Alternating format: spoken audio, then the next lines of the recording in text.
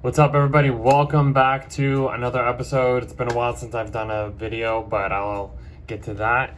Welcome to September. This is going to be your astrological monthly forecast for September 2025. I mean, like I said, I've been kind of, it's been a while since I've done a video. I kind of been waiting for this Mercury retrograde to be over. I'm recording this through August and stuff like that. So, but yeah, it feels good to be recording another episode, getting into another forecasts / horoscopes for, my episodes that I usually do for my channel. So if you're new here, my name is Cody. I'm an astrologer. I do these horoscope forecast videos every month, and there's timestamps into tell you when the forecast is happening, and also going through all 12 zodiac sign. Timestamps will be there as well towards the later half of the video. But here we are. We're in September. This is going to be another big month. Every month that we've been recording through 2025 has been pretty huge, guys. So we're not done yet. We're getting into the eclipse season. So that is another hot spot for the year of 2025, and September is it. We had the last eclipse season month was like March and stuff like that, so maybe certain energies from March are going to be reappearing again.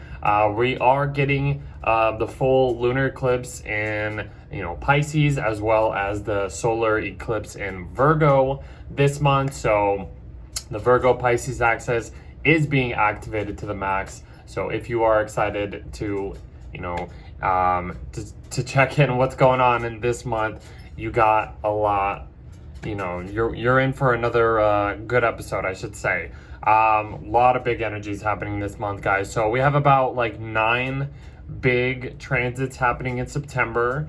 Saturn's going back into Pisces. That's a huge deal. Mercury's gonna finish its long period in Leo that it's been in since the end of June, or somewhere around there, and it's going to enter Virgo finally, the beginning of September. So we're also getting Uranus stationing retrograde in Gemini, so that's going to be a huge deal, because that was a huge ingress over this past summer. We're also getting, like I said, the lunar eclipse in Pisces. Mercury's going to fly through Virgo and enter Libra. And then we're also getting Venus entering Virgo. That's going to be also a big deal.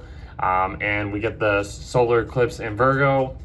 Mars is entering Scorpio. That's going to be another huge deal.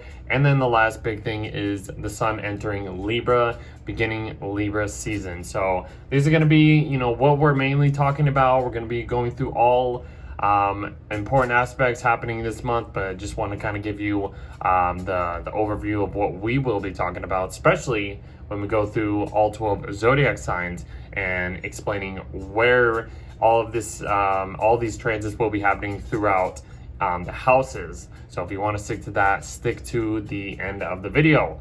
But yeah, this is going to be September 2025, guys. So like I said, huge month in store for you.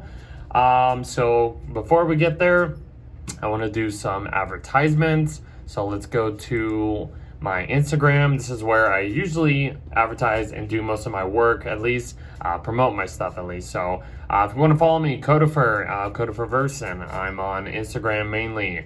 This is where I do most of my stuff, give you little clips of the videos of every month, and also I advertise my merch as well. So yeah, like I said, I'm recording this in August. This is going to be for September, so I will have more stuff out at this point. But if you want to, go to my links, you can follow me on Patreon, get these videos a little earlier. I also have been doing written horoscopes for all 12 signs for free members. There's a free membership if you don't want to, pay the tier, which is $10, but join for free. You can get like free exclusive astrology content. Follow me on YouTube. This is where this is also going. TikTok. I'm big on TikTok. I record these little clips and post them on TikTok just to advertise my episodes, and it's been going very well. I've been loving the reactions to like what I've been getting on TikTok, and also here's the merch. So codefersuniverse.myspreadshop.com, and that will take you to the merch. And I just released the Virgo merch. So this is the the home page.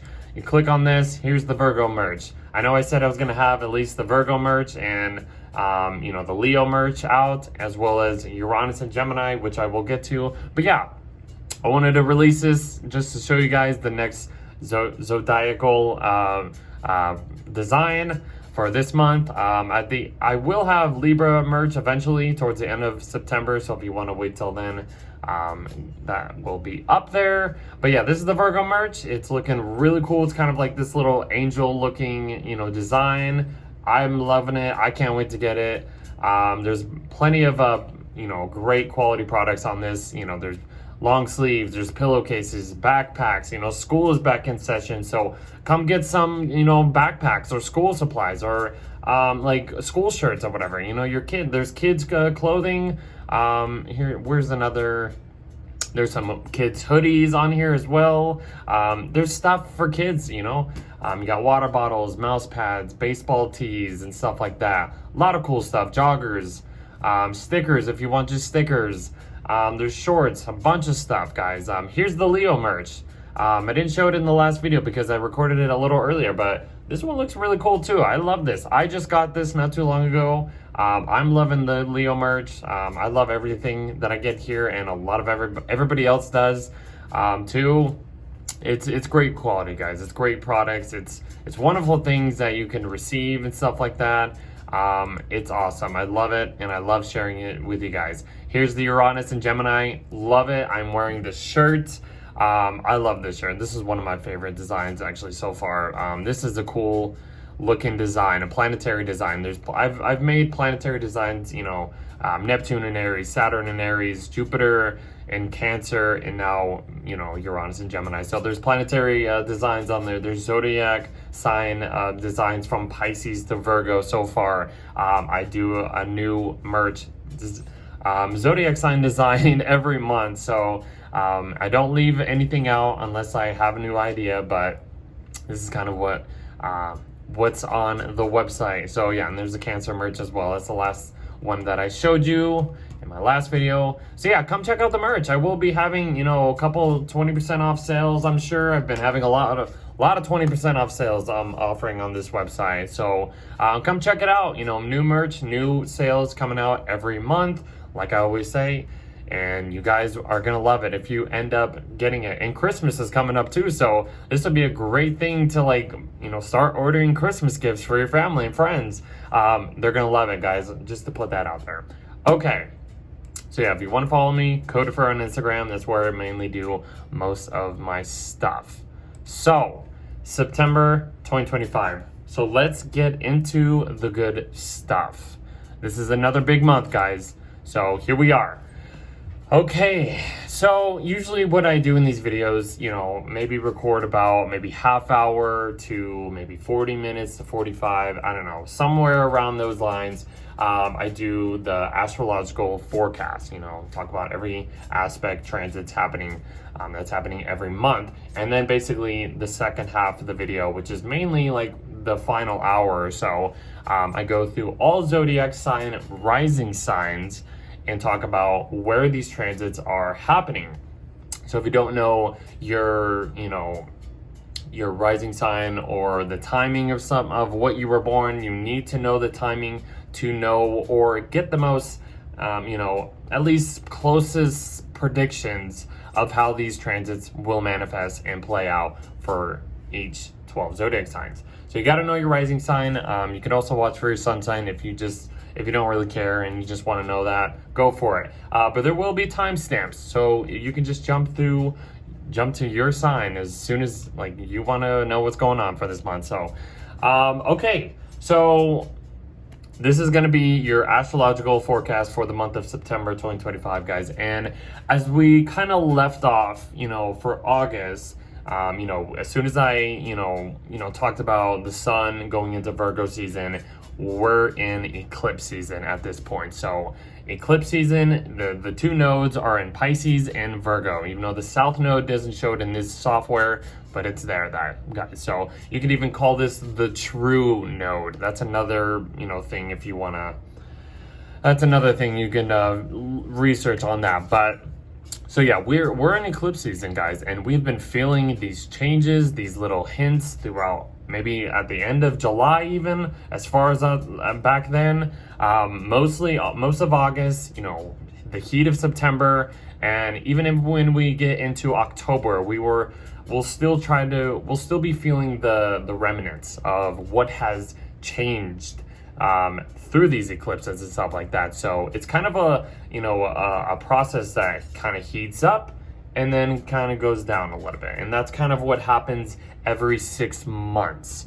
So big changes are coming, you know, changes that the universe basically provides, instead of like us trying to change something for ourselves. This is not the right time to be like, oh, I want to do this, and then something else happens, and then it's just like it kind of blocks you. It's like you just kind of have to sit back, ride the wave, and let the universe do its thing. That's the overall energy of September. So yeah, but that's kind of where we're at this point. The first main thing that happens on the 1st of September is Saturn is going back into the sign of Pisces. So it's been in Aries for most of the summer, and it's given us a little preview of what this Saturn and Aries transit is going to be about. Neptune has been here for most of this year too as well. And Neptune will end up going back into Pisces in October. So that's another huge thing, but it's not there yet. So Saturn going back into Pisces, we're going back into this, boundless, kind of unpredictable, adaptable, blendable kind of, energy. That's what Pisces kind of represents. And having Saturn here, Saturn going back into Pisces will, be about us going back over past situations, because, it's Saturn retrograde. It's all about, any retrograde energy is about going back over past situations. But having Saturn back into Pisces will have us, going back over past situations that require more discipline, matureness, or any unfinished business that we have in this area of chart for us, or area of life for us. So, when it comes to like trusting the process of, going into an unknown future, or, trying to build, any structures for your long-term goals of, what your future has in store for you. And, the test of Saturn and Pisces since 2023 has been about, testing our faith, and, kind of like understanding, different perspectives of our limited beliefs, and how like think about how your beliefs have changed over the past couple of years. Saturn is the planet of responsibilities, limitations, discipline, matureness, authority figures as well, in the sign of Pisces. And Pisces is about, basically like spiritualized, emotional, like uncharted territories, uncharted waters, and boundlessness, and just like blending everything all together. Everything is one in a way. So what I've been saying for Saturn and Pisces is about containing yourself or limiting yourself, just so you don't get kind of lost in the sauce of what this Pisces realm is all about. And it's been an interesting kind of transit having Saturn and Pisces. It's been very melancholic in a way. Maybe most people have kind of felt somewhat lost. I don't know, maybe that's just kind of just thinking out loud of what I've experienced, at least, and just dealing with that. But yeah, so Saturn and Pisces, it's going back to test our faith, to see if we are going to be up for the endurance, the test of enduring into uncharted territories, or enduring into, just new, the structures that we have been introduced to. We've been hinting, Saturn and Aries has been hinting a new reality, a new form of structuring our lives. And Saturn and Aries has, it's in a sign of its fall, which is kind of not the, the easiest energies, you could say. But it was just kind of giving us a chance to understand, like, we got to just work with whatever we have.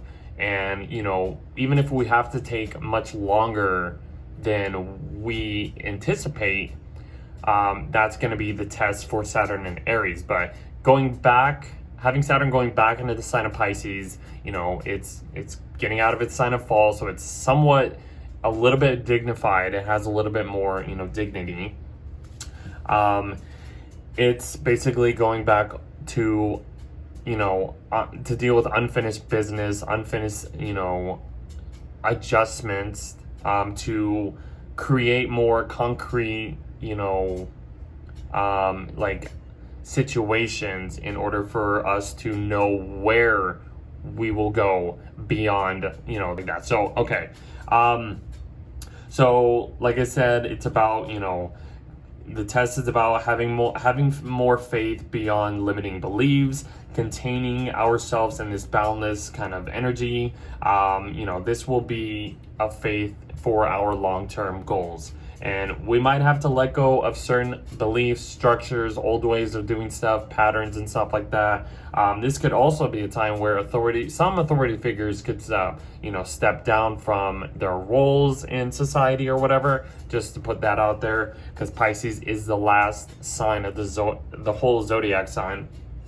So it's, you know, releasing, it's letting go. You know, Aries is the start of a new sign of the whole zodiac wheel and stuff like that. So having these kind of planets, you know, going back and forth over this Aries Pisces area, it's really changing our reality. It's changing some huge, you know, form of structure of like the newness to the oldness, you know, or oldness to the newness or something like that. Like, I hope that makes sense. That's kind of where we're at when it comes to Saturnian energies, at least. So, and Saturn's going to play a huge role this month because, yeah, it goes back into Pisces, but it's going to be a part of these these two eclipses that we'll be talking about. So let's kind of move on. Lots to talk about. The next big thing is Mercury's going into its home sign of Virgo. So Mercury rules the sign of Virgo. It's also exalted in the sign of Virgo. So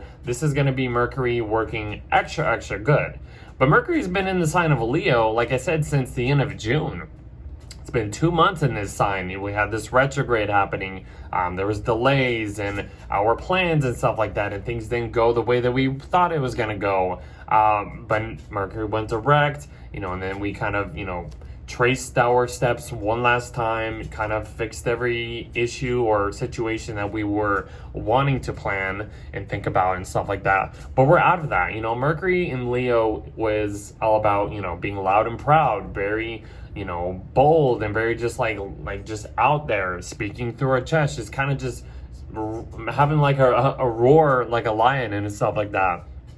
But as Mercury leaves Leo and enters the sign of Virgo, you know, this is going to be, this energy will give us a more grounded, practical way of expressing our ideas. We're going to be thinking more meticulous, or like kind of have a more modest way of expressing our thoughts and ideas, and also how we process information. And it's going to be really good too. It's quick, it's easy, it's just like pinpointing all this stuff. Mercury is working like 10 times better than it has than any other sign, basically, because it's also exalted, so it puts an extra layer of like this, you know, mercurial energy. It's very intellectual and stuff like that. So that's really good for the Mercury ruled signs, you could say.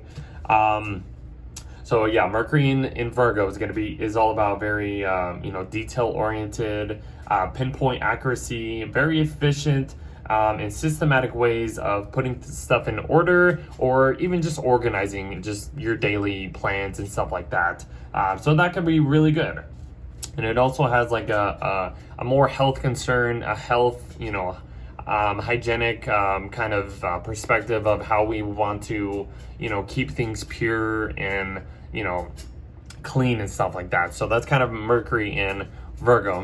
Mercury Virgo is gonna just fly through the sign too. So let's move on. The next big thing, so as soon as Mercury gets into Virgo, it's gonna be forming a square to Uranus in Gemini over here. And Uranus is in the other sign that Mercury rules, which is Gemini. So there's going to be some type of unpredictable tension here. There might be something that throws us off track. Something gets thrown into our plans. It's gonna feel kind of shocking, and you know, like just like in our face and stuff like that. So there's gonna be some type of like tension or anxiety that's just gonna be like, you know, up there. It comes to just like, you know, trying to put things in like our plans into action or something like that, or you know, focusing on our plans or what we want to do. Yeah, Mercury in Virgo is a very, you know, like I said, very practical, efficient, you know, type of way of sorting things out. And then Uranus and Gemini is, you know, trying to throw some curveball of information that just like might go against, you know, certain conversations we have or something like that. So kind of watch out for that. That's kind of like what I would describe it. So yeah, let's see. So the next big thing happening is Mars is coming into a square with Jupiter. So that happens on the 4th of September. So yeah, so Mars is in Libra still. It's not, you know, operating very well. And it comes into a square with Jupiter in Cancer. So Jupiter in Cancer is exalted. It's probably working a lot better than Mars in Libra at this point, because Mars in Libra has to, you know, put its actions through cooperating with other people. It has to, you know, keep the peace. It has to keep the scales balanced in some sort of way, just to make things fair in the goals that we take. And coming into a square with Jupiter in Cancer, like for the most part, I would just say this could feel like, you know, you're going overboard with something. You know, Jupiter in Cancer is trying to, you know, give us more protected emotional security and, you know, wisdom to just, you know, to give us what we need and stuff like that. And, you know, having a square to Mars and Libra, I mean, yeah, Mars and Libra might, like you're working with other people, or you have to be codependent on other people, and it might not, you know, work the way, like any goals that you want to take, it might not, you know, you might not be able to, you know, accomplish this like the right way, and it might go against like certain emotional security, you know, something to do with that. I don't know, like something might, you know, rub you the wrong way when it comes to trying to, you know, keep the peace, trying to not be so, you know, combative. We have to, you know, protect ourselves in a way. Like Libra and Cancer kind of have this passive energy in a way, but they're both cardinal signs. So it's like they're both trying to initiate something, but there's some tension here. So I would just say try not to go overboard. If you have to depend on other people to, you know, gain some type of security or emotional, you know, just protection, I don't know, like that's what I feel like we might want to lean towards. And I don't know, it might not, you know, it might rub us the wrong way, because it might not go the way that we want it to. I hope that makes sense. That's kind of a weird, you know, thing, but Jupiter's in the superior position, so it kind of has the upper hand. So yeah, like it might, yeah, I mean, we might want to lean towards more emotional security and protectiveness. But you know, Mars and Libra might want to like fight for some type of justice, or, you know, say like, well, yeah, but we need to do things, you know, what's fair for other people, and not just, you know, focus on like just, you know, going overboard of, you know, having too much, indulging in too much, you know, emotional connection or emotional like just safety and stuff like that. We might have to focus on, you know, what's best for everybody, I guess. Like, I hope that makes sense. This is, and then the next big thing is Uranus is stationing. There's a little S right here. That means Uranus is stationing retrograde. This happens on the 6th, and this is kind of building up to the full moon in Pisces, which we'll get to. But Uranus stationing retrograde, I mean, it's an outer planet. I mean, it's not going to be like a huge thing, but having Uranus stationing retrograde in the sign of Gemini for the first time might feel a little like extra in a way. Uranus retrograde in Gemini will be an unexpected or unpredictable turning point that'll emphasize some shockwaves of information or maybe some tech issues or something, I would say, and give us a sense of like how this new type of energy of Uranus and Gemini will be activated or like unfold over the next 7 to 8 years, because that's how long Uranus will be in the sign of Gemini eventually. But right now, this is as far as Uranus is going, as far as it's going to be going through the signs. It just entered Gemini, and now it's going to start moving back into the sign of Taurus, which it will end up being in the Taurus in November. It's like the beginning of November, it re-enters the sign of Taurus, and then it'll enter Gemini once again at the end of April 2026. So this is just giving us a little glimpse of what, Uranus and Gemini has been about. It's been something else. It's been something else, honestly. Like it's been very interesting, I would say. It's very just like it's a new type of energy, giving a more curious, unpredictable type of, ways of just like liberating ourselves. I don't know. It's Uranus and Gemini is going to be interesting, especially for, a worldwide, energy or something like that. If you're focusing on the whole world, especially what I've been talking about, America has Uranus in the sign of Gemini too. So that's going to be some important transit, some important thing to look at over the next few years. So that's Uranus and Gemini. Retrograde, yeah, now it's going to be going back in the sign of Taurus, basically. So the next big thing is the lunar eclipse in Pisces. So this is the big kicker. We're basically fully into eclipse season at this point. This lunar eclipse will be at 15 degrees of Pisces and Virgo, the axis. So this lunar eclipse, not only is this, the peak point of the month, it's a full moon, the energy is at its highest. This is basically a lunar eclipse in Pisces. So this lunar eclipse in Pisces will illuminate more hidden emotions. Something will be, being exposed, coming to the surface, we're going to be, a full moon is, the sun is reflecting all of the light on the moon, and the moon is reflecting the light that is receiving from the sun onto in the dark part of of the night. So it's showing us what's hidden. Usually when it's at nighttime, it's dark, we're not really aware of any lights. It's just there's nothing there. But then when there's a full moon, we can see something. We can see more of the moon and stuff like that. And it's shining a light on the dark. It's reflecting all of this energy in dark spaces. And it's the moon. It's our emotional side. It's our internal side. So having it in eclipse, not only is it a full moon, something is coming to light. This is an eclipse, so it's like an extra, emphasis on what is coming out.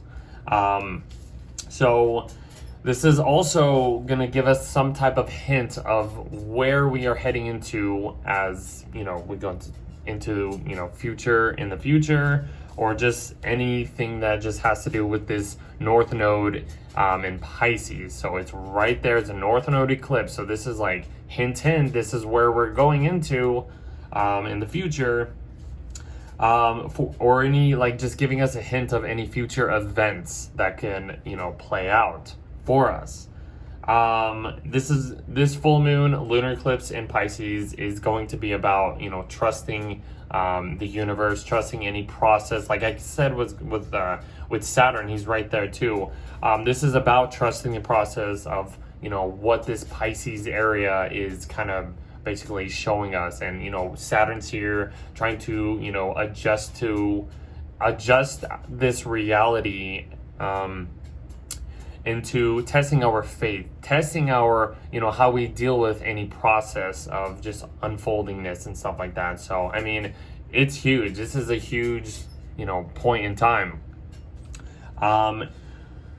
Also, like, we're gonna be probably like becoming more aware of like this wisdom, or you could say this spiritual wisdom of what, you know, the Pisces energies kind of represent. It is trining its ruler over here, Jupiter in Cancer. So this is also kind of gaining some like emotional support and emotional wisdom from what we are getting, what we are being aware of at this point, what's coming to light.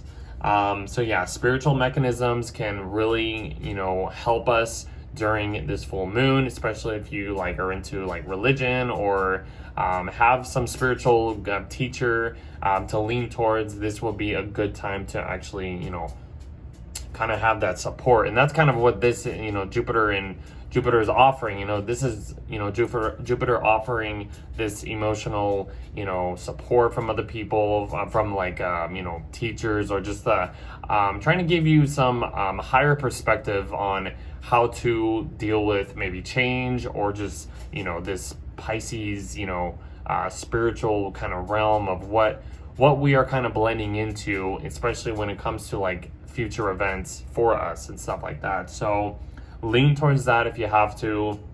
That would probably be the best advice for this full moon, lunar eclipse in Pisces. But it's a full moon, you know, this is about releasing, you know, coming to the max of something. So release or purge any old, you know, emotional patterns, any old baggage that we don't need anymore.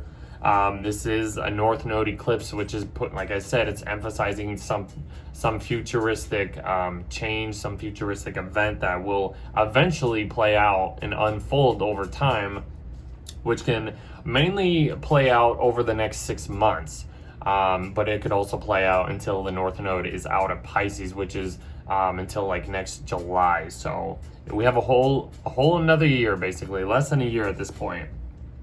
So yeah, this full moon in Pisces, lunar eclipse in Pisces, this is going to give us you know, more awareness of where we are heading into. And it is opposite the sun. That's what makes it a full moon. It's also opposite Mercury too. So I mean, Mercury's in Virgo, trying to, you know, express more, you know, a detailed, meticulous, methodical way of like planning stuff.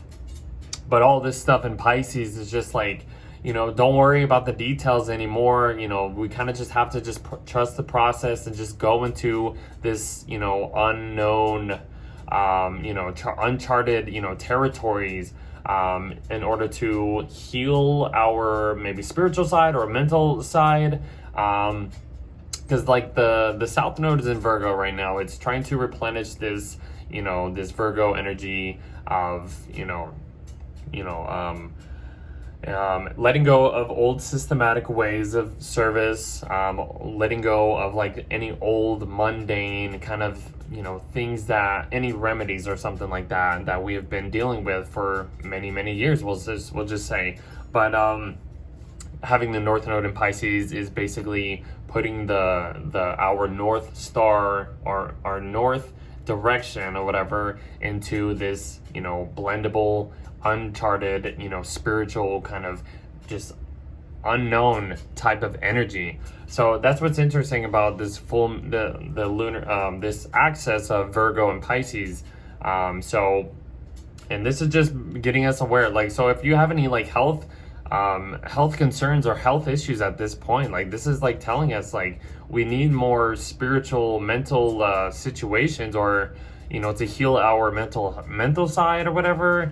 But yeah, this is a huge point, guys. So really just like kind of just, you know, be aware of what you are dealing with, let go of certain things if you need to let go of it, because it will basically, the universe will let go of it and get rid of it for you, even if you don't want to. Like, it's better to let go of stuff and instead of just keep holding on to something that's just either hurting you or just you don't want to let go. Because yes, we all don't like to change, but that is like the only way to move forward sometimes, is to have that change, just to just to do something uncomfortable and to just go for it.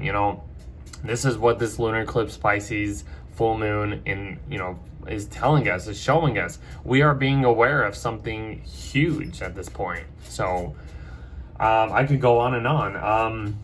But yeah, so this is what's going on during this full moon lunar eclipse in Pisces. So this is the second one we've had. We had one last year in 2024. I think it was in September or something, but that was before the lunar nodes were in Virgo and Pisces. It was at the end of degrees of Libra and Aries and stuff like that. So and the moon was like partial. So, but that was a little glimpse of what we were going into. But this is like the full lunar eclipse in Pisces, and then we're going to have a solar eclipse in Virgo. When the eclipses that we had in March were kind of like, we had a solar eclipse in Aries, and like maybe a lunar eclipse or something in Virgo or something like that. I think it was kind of like both of it at that point. But this is like, we are fully into this Pisces Virgo eclipse season at this point. And this energy is going to, like I said, it's going to last over the next 6 months. We're going to be feeling these lunar, these eclipse points, you could say, until like the beginning of 2027, guys. So we're still going to be in this, for quite some time. So, but yeah, let's move on. The next big thing is basically Mercury is coming into the heart of the sun, which happens around the 13th or something. You can say the 12th, 13th, 14th, around that time. And this is like us shifting into a new perspective, or of just like new territory in a way. This isn't Mercury in the retrograde Kazemi, where it's not like in front of our faces. We're being aware of something that's like, oh, okay, this is what we need to change, and we're being aware of like the solution. This is Mercury on the far side of the sun, so we are kind of, Mercury is being pured, it's being burnt up, it's being kind of shifted into a new form, because whenever a planet is near the sun, it is getting basically burnt up, it's dying, and then it shifts into a new form. So maybe like whatever conversations we're hearing at this point might not feel like too clear in a way. But once Mercury kind of gets a little bit further from the sun, we'll start to, understand maybe certain points of, what was planted or what was said or what was talked about during this little Mercury Kazemi after this point. And Mercury and the sun are both basically making a sextile to Jupiter, which provides more emotional support to whatever situation is being said at this point. So that's cool. So that can be very helpful, especially, because Jupiter is about to slow down too very, very soon. It's almost at its station degree, but, Jupiter in Cancer has been very lovely. It's been, providing the most beneficial things to all of us. What's what we need, instead of just what we want. It's what we actually need to feel protective and feel secure. And having Jupiter come into this little sextile to this Kazemi moment of Mercury and the sun is providing more, assistance in a way, support from other people. Virgo and Cancer has this, kind of protective, taking care of certain things, and it's earth and water.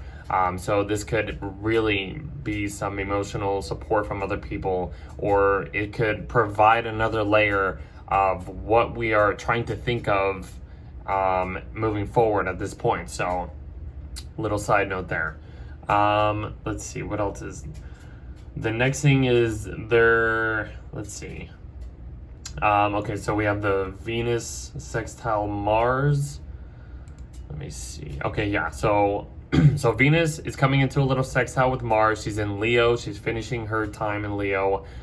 She's coming into this sextile with Mars, and this is really nice, actually. It's Venus is in Leo. She's trying to she wants to value more the center stage. She wants to value more, you know, playfulness, more fun, more charismatic, kind of, you know, flamboyant type of energy in a way. It has a fiery, you know, tone to Venus in Leo. And Mars is in Venus's sign of Libra. And, you know, Mars isn't, you know, activating or being operated, you know, to the fullest. Like I said, it's kind of focusing on codependency, trying to keep the peace, trying to keep things, you know, even and fair. And Mars is connecting to its ruler. So there's a little bit of support, a helping hand when Venus is coming into this sextile with Mars.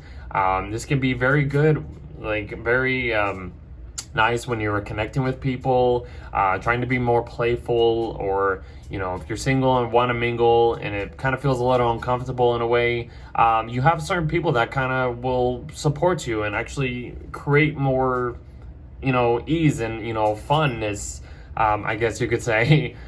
This is nice, actually. This is not that bad. So take advantage of that. Okay, so what's next? Then we have Mercury and also the Sun going opposite Saturn. So Mercury hits the opposition first. Is that the next? Yeah, that's okay. It happens around the 17th. So Mercury opposite Saturn. So Mercury's in Virgo. Like I said, it's kind of being focused on, you know, this detail-oriented service, you know, like health concern. It's pinpoint accuracy. It's very just, you know, communicating to the, like, just very clearly in a way. Going opposite Saturn and Pisces, like I said, this Pisces Virgo axis, this is about, like, you know, the Virgo side is about, you know, trying to focus on the little details, the mundane stuff that we normally deal with, like services or just any remedies, and, you know, just small details and stuff like that. Going opposite, you know, Saturn and Pisces, the Pisces realm is about, you know, just everything blending into one, you know, not really looking at the bigger picture. You know, it's not really focused on small things. It's looking at the bigger picture of things. Saturn is over here. It's about, you know, kind of, you know, restructuring this reality that we've been kind of dealing with what we've been dealing with for most of this year. So, I mean, like, the challenging part of this could be, you know, you run into an authority figure, and, you know, whatever situations or conversations you're having, you have to either adjust to, or, you know, kind of like gain a different perspective, or let go of like your like looking at you know, little detailed perspective on things. You know, maybe an authority figure will kind of give, you know, get you outside of that bubble of, like, you know, this is what we got to deal with. You know, like, don't worry about, you know, the details of things, or how to, you know, get everything in order and stuff like that. Like, no, this is what, you know, the reality is, you know, trying to test our, like, our endurance, I should say, of, you know, adapting to new structures, adapting to new ways of form. Because, like, Saturn and Pisces is in a mutable sign, and Saturn is about, you know, restrictions and boundaries and, you know, long-term goals and stuff like that. And Pisces is kind of like a blendable, changeable form and stuff like that, like a chameleon. It's different. It's like fluctuating and, like, kind of like, you know, off and on and stuff like that, and trying to, like, you can't grasp it in a way. But Saturn, I feel like being here is trying to kind of give us some type of form to grasp onto certain things, or, like I said, to contain this, you know, this boundless, unpredictable form that we've been dealing with. Like, I hope that makes sense. So, but I mean, also, Mercury's working really good at this point, so this could also, you know, help us with any plans, any long-term goals that we have our mindset to focus on. Like, this is the positive side that you could say this opposition can play out, but it could feel somewhat tense in a way. So it kind of uses energy to either adjust your mindset to certain ways that can help your long-term goals. That's kind of what I would, like, kind of describe that, or give the advice to. Because, yes, it might not feel like, you know, we're going to want to be like, oh, but I have to do this, and that. And then the Saturn and Pisces part is like, no, none of that's gonna matter if you, you know, let go of that. You know, that's not where what needs to be, you know, played out or something like that. Like, I don't know, that's kind of how I would describe that. The sun's gonna basically, you know, do the same opposition. So literally I can just repeat the same thing. You know, our willpower could go against some authoritarian, you know, energies. Like, we want to do this a certain way, and, you know, authorities or, you know, certain ways of like testing our, you know, our path forward or long-term goals might, you know, say otherwise or something like that. Like, that's what I would kind of describe those two against, you know, going opposite Saturn and stuff like that. So let's move on. Mercury then leaves the sign of Virgo and enters the sign of Libra. So Mercury is shifting into a Venus ruled sign. It's shifting its perspective on how it expresses stuff and, you know, ideas and plans. So Mercury in Libra will create a more diplomatic way of expressing our thoughts and ideas. This will be a more social, ease, peaceful, fairness, and judicial way of seeing both sides of the spectrum. But also Mercury in Libra can also be very indecisive. That's just air sign in general, but mainly, you know, the Libra part is it's kind of passive in a way. It's like you're trying to keep the scales in the best way possible, even if it's like this or like this, or you're trying to make it even, but it's not. That's kind of Mercury in Libra. You know, you might have to compromise more in order to, you know, give and take, you know, to receive that easier give and take type of way. You know, you not like Libra is focusing on other people. It focuses on I'll explain a little bit more once the sun gets into Libra, but yeah, it's about, you know, trying to, you know, compromise and find middle ground when it comes to just other things. So as soon as Mercury gets into Libra, it literally goes opposite Neptune. So coming off of the opposition to Saturn from Virgo, it goes into Libra, and then it goes opposite Neptune. And this is where the confusion might come up. So, I mean, yeah, Neptune in Aries. Neptune's about to, you know, leave Aries as soon, like in next month in a way. But Neptune is about, you know, illusions, deception, kind of just, you know, blending into this 3D, 4D, 5D realm that we don't normally are perceived by, or that we can actually concept the idealistic perception of what Neptune is all about in a way, for the most part. And it's been in Aries, so I mean, like this, we've had like a more idealistic, spiritual kind of, you know, ambition, action oriented, you know, like way of like how we want to just go at it when it comes to anything, you know, Neptunian, like spiritual stuff and like that. And maybe we've been able to do things that we never thought were possible in a way. But that's just the Neptune in Aries. So and Neptune's in retrograde too, so it's going back over certain things that we have probably been introduced to, and we're trying to understand these illusions, or these new illusions or new deceptions that we have been, I guess, presented to in a way. But Mercury going opposite Neptune might create some, like I said, some confusion, not really seeing things clear, maybe having a conversation and you're not really understanding what they're saying or what's being processed to you, like, even if something is like, someone is like coming at you in a more confrontational, you know, form or whatever, you, like Mercury in Libra is trying to just like keep the calmness, keep the peace, trying to like be okay and just like be like, okay, we don't need to be so confrontational. It's trying to just, you know, be find the middle ground and stuff like that, keep the balance. It's weird. It's weird. So even if there's confrontations that you face at this time that feel confusion, that are confusing, I feel like, you know, if you lean into the Mercury in Libra, you know, try to just, you know, keep things calm, try to see both sides, kind of just like understand what you're hearing, and like maybe like take a step back if you like need to make a decision, but you need to think about it first. I would say that the only good thing about this transit here is Mercury is coming into a trine with Uranus and a trine with Pluto, so it's kind of giving off like other solutions to any confusing problem that you might come across. So maybe leaning towards other people, or this Mercury Uranus trine, this is going to be some like lightning bolt, unpredictable like idea that kind of fixes any solution or any confusing problem that you run into at this point. And it can kind of break you out of like seeing that different side or different perspective of, maybe a situation you need to like address or whatever.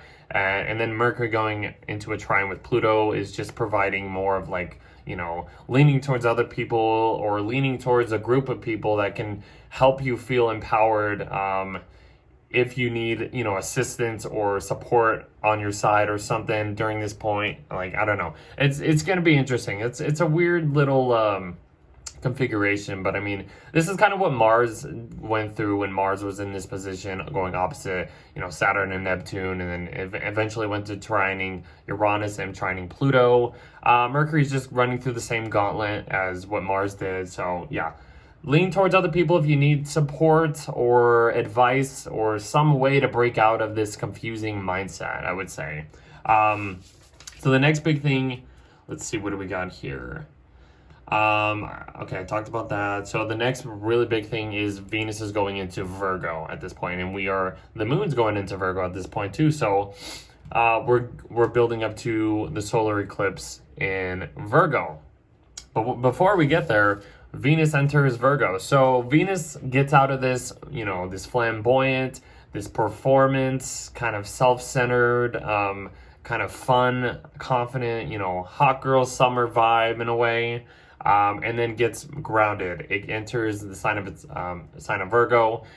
Venus is entering the sign of her fall though. So that's the only, I wouldn't say issue, but that's just like to describe, Venus and Virgo in a way, but it's not all bad. So I wrote a lot of things down for this transit. So Venus and Virgo, this energy will get us more grounded, more practical, and become more analytical in what we desire to value. So like I said, Venus is in the sign of her fall, which may create some challenges in receiving Venusian energies. Venus and Virgo will feel as if one needs to perfect, certain things in relationships. Like kind of just like I feel like people who have this like try to tinker and adjust to certain things when it comes to other people, like trying to like it's like a project in a way, not saying that's what it is, but it's like you're trying to just like sort out like a puzzle, and you're trying to be like, what if we do this, and tinker with this and make this, that's kind of what the vibe is in a way. But the good thing about Venus and Virgo is the way that they these people have the way that they express love and their their care for other people is acts of service. Doing things for other people, like giving people gifts. Here's this. It's a very just like, what can I do for you in a way, and that's kind of how it expresses its love. And but it can be very critical. Can criticize or try to adjust to more pure forms. Like I said, to like try to tinker and with just to make things perfect in a way. To them, it's like they're trying to make things perfect. Let's see, to adjust to pure forms when connecting to other people. The advice, though, would be to see this transit as a different like perspective of how to, express love and appreciate the details or small gestures of offering kinds of helpness, or just trying to understand, like, to be more humble when it comes to just your connections with other people. And we can provide, and this is what Venus and Virgo will, tend to provide. of how, you know, to express love, even if love in your point of view feels somewhat uncomfortable or somewhat difficult in a way. But that's the interesting part about this. I don't know, it's weird. Venus is in a Mercury ruled sign, and the one thing that I've learned about this is like Mercury rules, you know, Virgo and stuff like that, and when Venus is here, it's in the sign of her fall. Pisces, though, is where Venus is exalted in. Basically, that's why she's in her fall in the sign of Virgo, because that's opposite of her sign of exaltation. And Mercury is in the sign of its fall in the sign of Pisces, but it's exalted in the sign of Virgo. Kind of a side note to that, I've learned that in the past. I've always thought that was really interesting, because like, I mean, Virgo has a more intellectual side. It's more like clean cut, trying to make things pure and stuff like that. And then the Pisces realm is all about just kind of like this unconditional love. It's just like this internal spiritual kind of vibe and stuff like that. I don't know, Venus, you know, enjoys Pisces a little bit more than Virgo, but this is just the like how Venus and Virgo is just going to unfold for this time. So that means if you have Venus and Virgo, this is not the worst situation.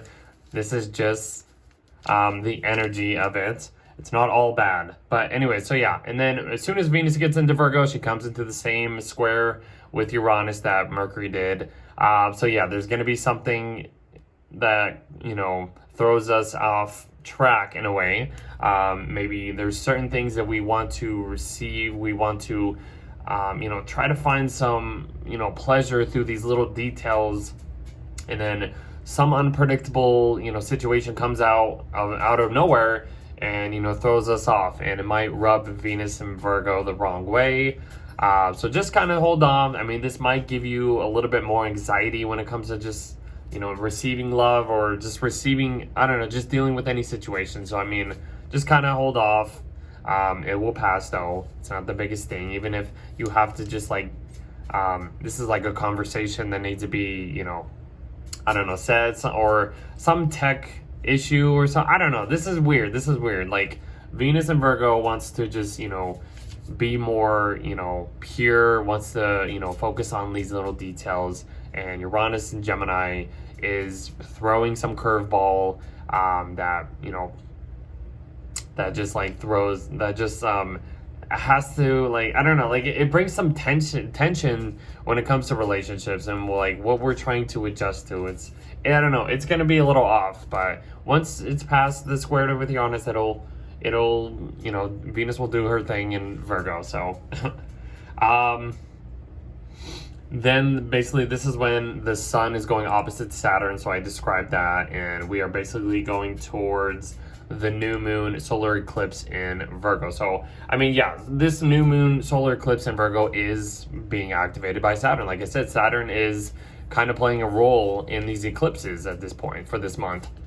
So yeah, the sun, our willpower, we're gonna want to, you know, focus on these detailed things, these like service oriented, you know, mundane, you know, situations to get things in order and organized and stuff like that. Going opposite Saturn and Pisces. Saturn and Pisces is just like, yeah, but that's probably not going to matter if, you know, you do this, this, and that for your long-term goals. You're gonna also run into maybe authority figures that kind of, you know, excuse me, that, you know, maybe help you have you adjusting to certain situations or certain new perspectives on just like how you need to focus on letting go of certain things, because this is the new moon solar eclipse in Virgo. So I mean, this is the second new moon in Virgo that we had. We had one at the end of August, so this is the second one. I believe it's called a black moon or something like that, when you have two new moons in the same sign, or in the same month or whatever. So yeah, but this is like the last, and it's basically at the last degrees of Virgo too. So the solar eclipse in Virgo is at the last degree of the sign, which is one last push, one last urgency to let go of old ways of, you know, being anything practical, any practical situation, any mundane forms of services. We might have to, purge more hidden emotions, let go of old, baggage that we don't need anymore when it comes to just, being so organized, or, the way we organize our life. We need to change it. We need to wipe it out. We need to clear the table and, start from scratch in a way. And that's what the whole situation with the South Node is doing, since it's been in Virgo. Let's see. Okay, purge hidden emotions that we normally would criticize. It is going opposite Saturn, I mentioned, and this is basically, like, for the overall energy of this is just understanding the long-term process of entering into a new uncharted reality, and just what we are basically, finishing up at this point. I mean, we're gonna have, I think, another, and this new moon in Virgo, solar eclipse in Virgo, will last basically over the next 6 months. So whatever things we're getting, last prepared for, in the next 6 months, maybe the full moon lunar eclipse in Virgo will provide more awareness of what was started during these last two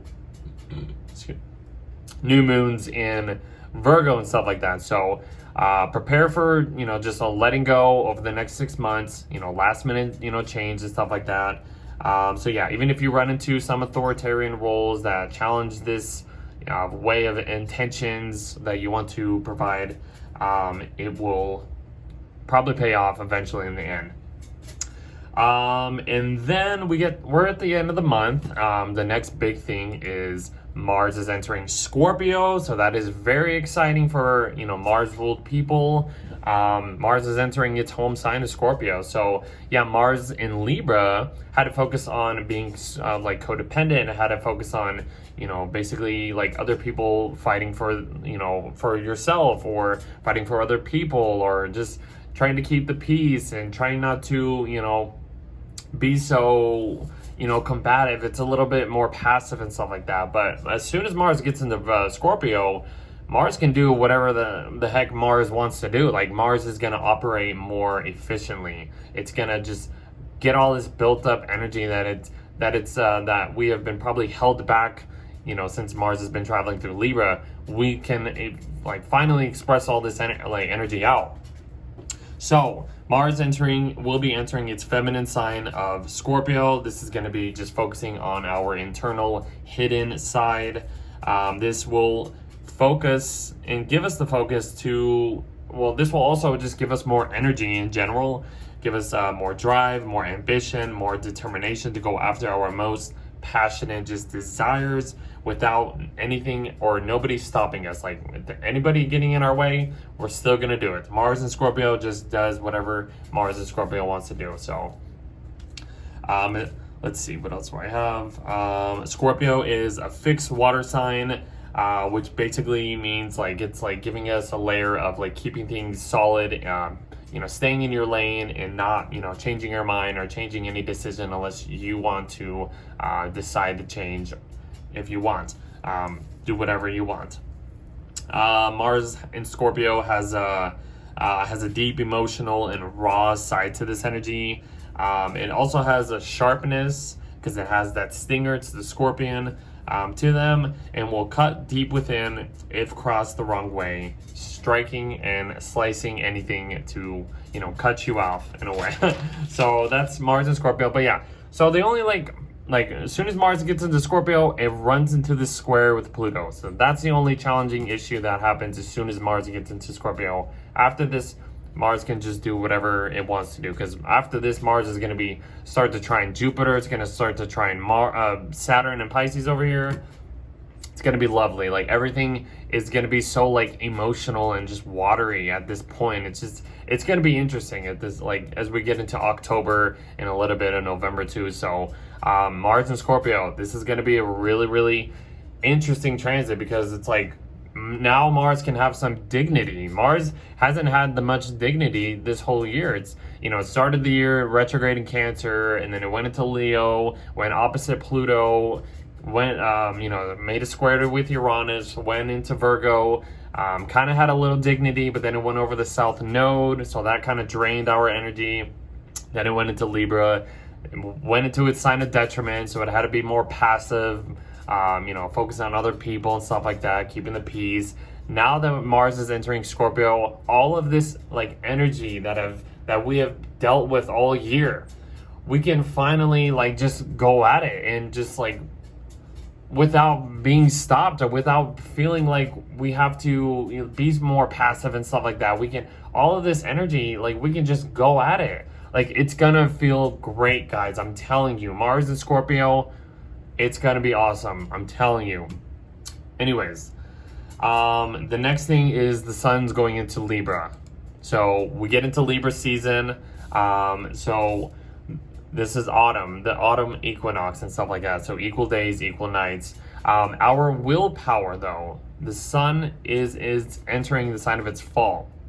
So speaking of like our willpower being a little weakened at this point, but that's kind of just the energy of the sun in Libra. It's exalted in the sign of Aries, so when it's opposite in the sign of Libra, it's as far away in an uncomfortable like place that it doesn't really find too comfortable in a way. It's almost basically going to do the same thing what Mars has been doing.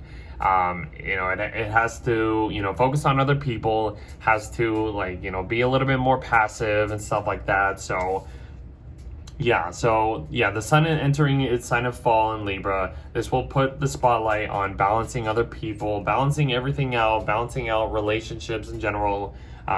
We're gonna have to, try to keep things as fair as possible.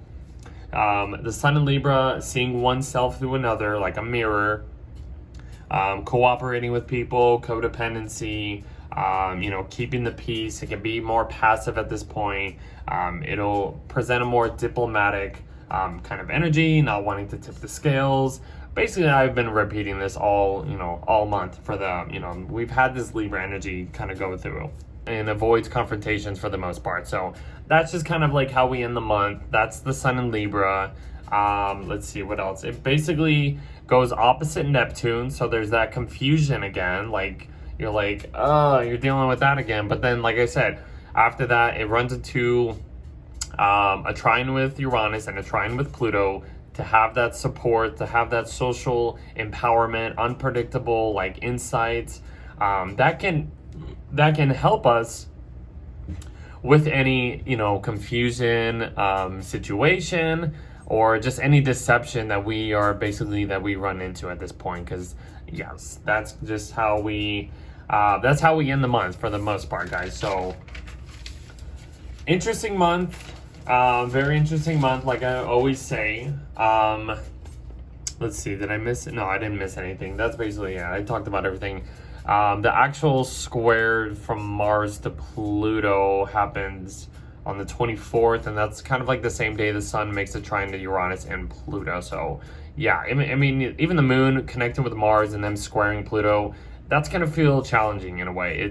You're gonna run into some power struggles, some psychological tensions when it comes to just outside powers or outside forces that you can't control in a way, and it might rub you the wrong way. And then the moon's there, so it's like gonna feel extra deep and sensitive in a way. So it's like kind of be careful when it comes to like the end of September when we go through this configuration. But right after this, guys, Mars can finally just do its thing, and we can enjoy Mars and Scorpio like through the next like month and a half. So it's gonna feel great, guys. I'm telling you, it's gonna feel great. Because all right, so that's about it. So let's kind of transition to the horoscopes. Thank you for enjoying the overview. That was really interesting. Please like, share, subscribe. Huge month, guys, for us. Now we are going to be explaining the energies. Okay, so if you are so what I'm doing is the rising sign. So you got to know your rising sign to understand where these transits are happening for you in these different areas of life for you guys. So if you are an Aries rising, so the first thing basically is, Saturn is going back into your 12th whole sign house of Pisces. There's like some unfinished business when it comes to like taking care of any like mental issues, any spiritual mechanisms you might have to lean towards a little bit more harder. Like you might have to work a little bit harder in order to receive the best outcomes when it comes to taking care of your mental side, or just trusting your own faith and inner faith or whatever. There's a lot of endings happening for you. Old cycles are ending. Neptune's about to be re-enter this sign too next month too. So, but it's still in your first house. But yeah, Saturn, going back into your 12th house of Pisces. You're back in this kind of like uncharted territory, uncharted waters and stuff like that. And even if it feels, kind of, heavy in a way, mentally heavy, you got this heavy weight, your subconscious, that you're dealing with. And there's just maybe some situations you need to release before you can finally move on from this. So whatever's going on, whatever is going on in the background, you might feel a little heavy. You might have to work a little bit harder to take care of this stuff, but it'll eventually pay off once he leaves this point, this area of life for you. So the next thing is Mercury's going into Virgo. It's entering your 6th house, so your mindset gets more focused on daily work situations. You might want to, kind of focus on your health, your physical health, as well as like taking care of like what's going on in your mental, spiritual health in a way. This is Mercury entering its exalted sign of Virgo in your 6th house. So your mindset's going to be really, on point when it comes to just, taking care of like just services in general, like taking care of other people, servicing yourself. You still have the sun here. So this is putting the spotlight on your service house in general. So taking care of your wellness. That's going to be a huge thing for you guys, because like we're going to have these eclipses happening in your 12th and 6th house. So for you Aries rising, there's a lot of like just health matters and that is really being prominent at this time for you guys. So yeah, okay, what's the next thing? It's Uranus stationing retrograde. So Uranus going retrograde in your 3rd house. You've been introduced to this unpredictable new kind of energy that's been probably exciting. You've been kind of, curious about some new way of like, expressing communications, new forms of communications, something to do with like maybe, in your immediate environment. There's been some like unexpected new ways of like doing things around your immediate area, maybe taking more short trips and just discovering new things about your area, communicating online with people like on social media, or with siblings, neighbors, and close people in your local neighborhood have probably maybe given you new perspectives on certain things that can happen around your local environment. If you've been kind of wanting to do some new writing project, which is possible, maybe you've had this like inspiration to do some new writing project that you will have to eventually come back to eventually. But Uranus is going to start moving back into your 2nd house later on this year in November to finish all that stuff. So next thing is we get the lunar eclipse in Pisces. So it's kind of mixed up with Saturn here. So the lunar eclipse in Pisces is in your 12th house. So something is being illuminated in this behind the scenes kind of dark area for you guys. Maybe, like I said, your mental health. You become more aware of some mental issue that maybe you weren't aware of before, and you're gonna have to like do some type of healing or focus on any spiritual mechanisms that can help you heal this new this like your subconscious or your mental side or whatever. Following any spiritual guides, or if you have some spiritual teacher that can help you, that you can lean towards, this can probably provide more guidance in a way. So that can be exciting. But yeah, you're going to be aware of some like hidden things, hidden emotions, things, something's going to come to the surface that you're probably not going to feel too comfortable with, but it needs to be looked at in a way. So that's what I would say there. Next thing is, let's see, it's Mercury going into Libra. So Mercury's entering your, hold on. Okay, Mercury's entering your 7th house of Libra. Whoops. And okay, so Mercury enters your 7th house of Libra. It kind of focuses and puts the spotlight on other people.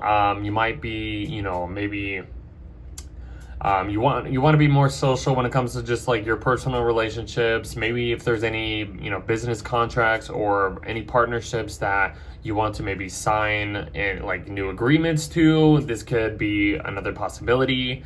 But you're also gonna have to, you know, try to keep the peace, try to find some fairness. Mercury is going in your opposite sign of Aries, so I mean, there might be some confrontation, some oppositions forming at this time for you guys. So just kind of just understand, you might have to compromise a little bit more, find some middle ground.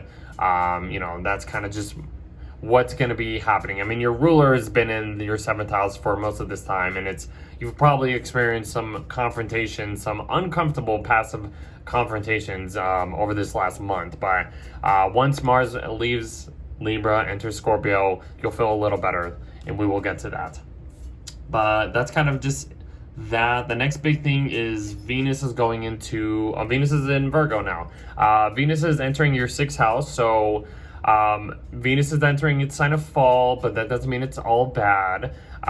Venus in your 6th house will just want to value like a better systematic way of working, or, you know, you might have to, you know, change up a certain diet, or you might have to start a new diet that helps you, you know, organize or operate a little bit better when it comes to serving other people, or you just start to, you know, provide more services in the way that you are expressing love to other people, or just people that you are taking care of, or something like that. That's kind of what I would say. I was describing Venus in Virgo in the overview as, you know, acts of services through love, little gestures and stuff like that. So this is probably what you'll be end up doing during Venus and Virgo, Venus in your 6th house. Let's see. I think the next thing is the solar eclipse in Virgo that happened. We'll just say it happens right here.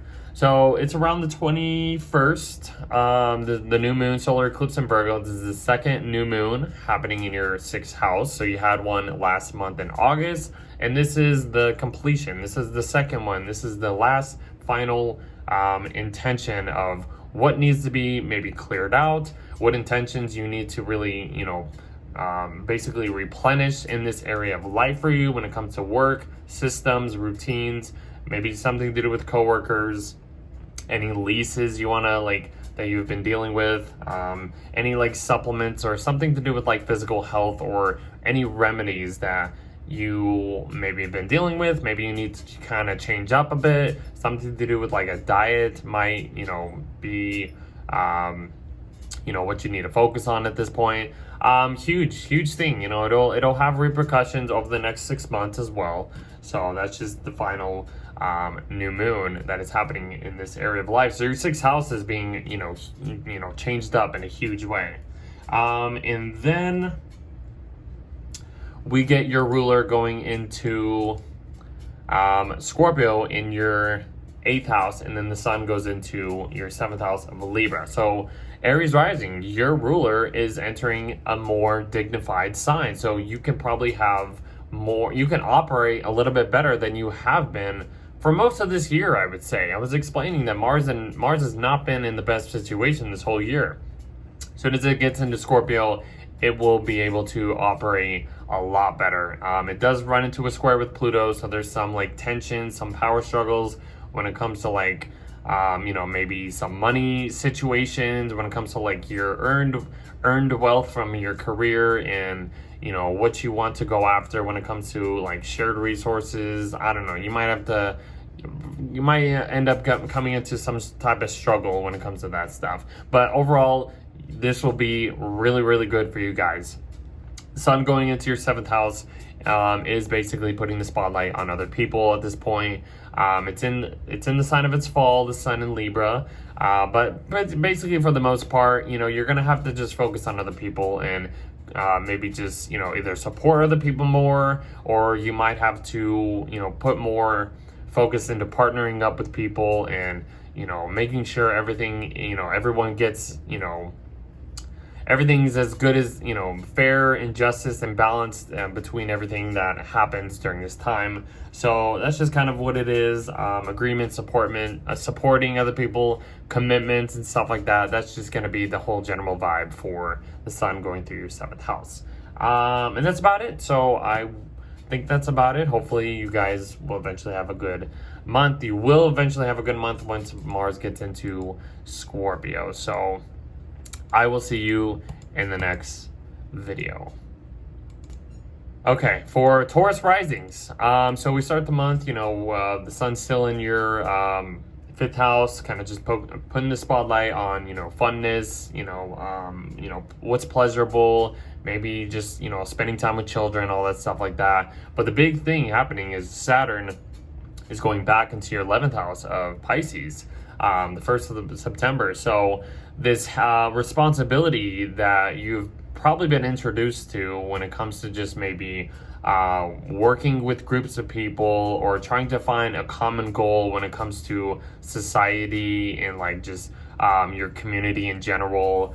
You're going back over this stuff. So maybe there's these old opportunities that you need to maybe work a little bit harder for in order to earn these new possibilities, these new opportunities that have been testing this area of life for you. So yeah, it's gonna like this. Your 11th house and 5th house are gonna be activated because we're gonna be having these eclipses happening in these two signs for you. And Saturn is kind of part of these eclipse points this month. So there's a lot of like going back over old structures, trying to make sure everything's in order for your long-term goals to succeed in the end or later on.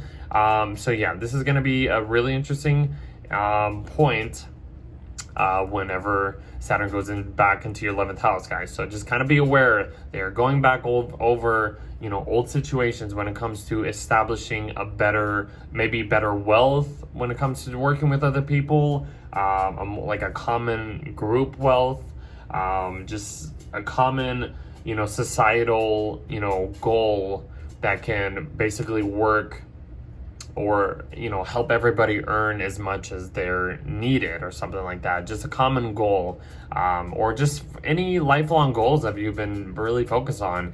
Even if you had to put the extra work into something, you're gonna probably have to do a little bit, backtrack, unfinished business to really understand the steps that you need to take.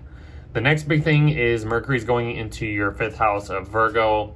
This might be good, it's in another earth sign, trining your ascendant over here, 1st house. Mercury in Virgo is exalted. It's working very clearly. It's putting all of your ducks in a row and trying to get organized. So it's in your 5th house. Your mindset's going to be really focusing on just like being more creative, expressing more creative, vibes and stuff like that, thoughts and stuff like that. If you're like maybe dating or you want to kind of be more, receive more pleasures or something like that, this can be a good time to just, see what you like, tinker with things, tinker with people if you are being romantic and stuff like that. If you have children, maybe this is a good time to really just be more playful with your children, do more playful mercurial activities and stuff like that. Just, I don't know, playing games and stuff. I would say like playing like board games, or I don't know, some type of games would be probably a good thing to do. I would like, that's what I'm thinking of, if you have children and want to do that. But just, you're thinking about just inspirational stuff, entertainment, your passions, maybe some bucket list items that you want to, accomplish or think about. That's kind of just what is going on at this time. The next thing is Uranus is going retrograde in your second house. So Uranus is going as far as it's going to be this year. It's entered your second house. Maybe you have some unpredictable, fluctuations when it comes to your possessions, your finances, or something like that. It's going to end up going back in your first house starting in November. But yeah, whatever these like new curious, like new perceptions of like what you want to own in a way, your values maybe. A lot of unpredictable, changes have been introduced to you when it comes to this type of your personal finances and what you want and stuff like that. So yeah, the next big thing is the lunar eclipse in Pisces, which happens in your 11th house. So something is you're being aware of something is coming to the light. And there might be some hidden emotions or something that you need to really, address and pay attention to, because something will grab your attention and be like, whoa, when it comes to like something to do with like your like group matters, maybe something to do with like friendships, any like opportunities that you want to like kind of at least go after. Maybe there's some adjustments that you need to be aware of before you just jump into this, any situation. So yeah, but this is going to be very, very huge, very huge. These repercussions could happen, could unfold over the next 6 months of what's going on and what you're being aware of. So yeah, huge deal. Let's see what else. And just group dynamics, alliances, social networks, social resources, your audience, if you're like providing like trends or profits to other people, if you're owning a business or something to do with like business, this is something is being aware of, like what you need to be aware of in order to reach that goal in the future and stuff like that. So next thing is Mercury's going into Libra. Let me get this right. So Mercury is going into Libra. It's going into your 6th house, so you're focusing on, your services, maybe mundane, physical health stuff. You're probably going to be focusing on like, maybe like doing a new diet to like kind of like help you operate your services a little better. Working with coworkers, you might have to be more fair. Mercury's in Libra, so it's a little diplomatic, kind of, adjusting to new, fairness, ways and stuff like that. So working with other people and stuff like that, just so everything, everyone kind of gets the same, receptive goal and stuff like that. But yeah, just like work in general, operating maybe a new diet you want to start, that's just kind of been your mindset and stuff like that. It's gonna eventually, the sun's gonna be there too, so this Libra energy is just continuing. So something to do with like your health and working like your works of services and stuff like that. That's just gonna continue. And then basically Venus goes into your 5th house.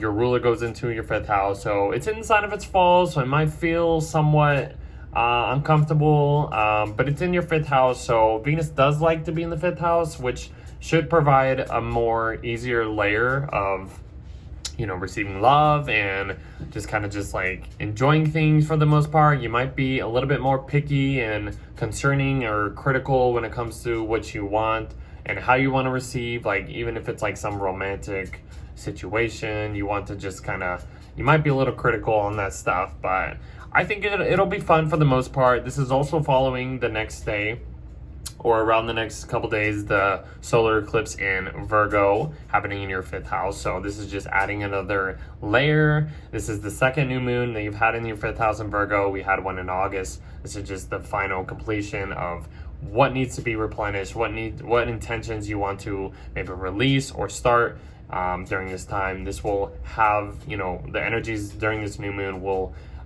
basically unfold over the next 6 months. So huge deal at this point.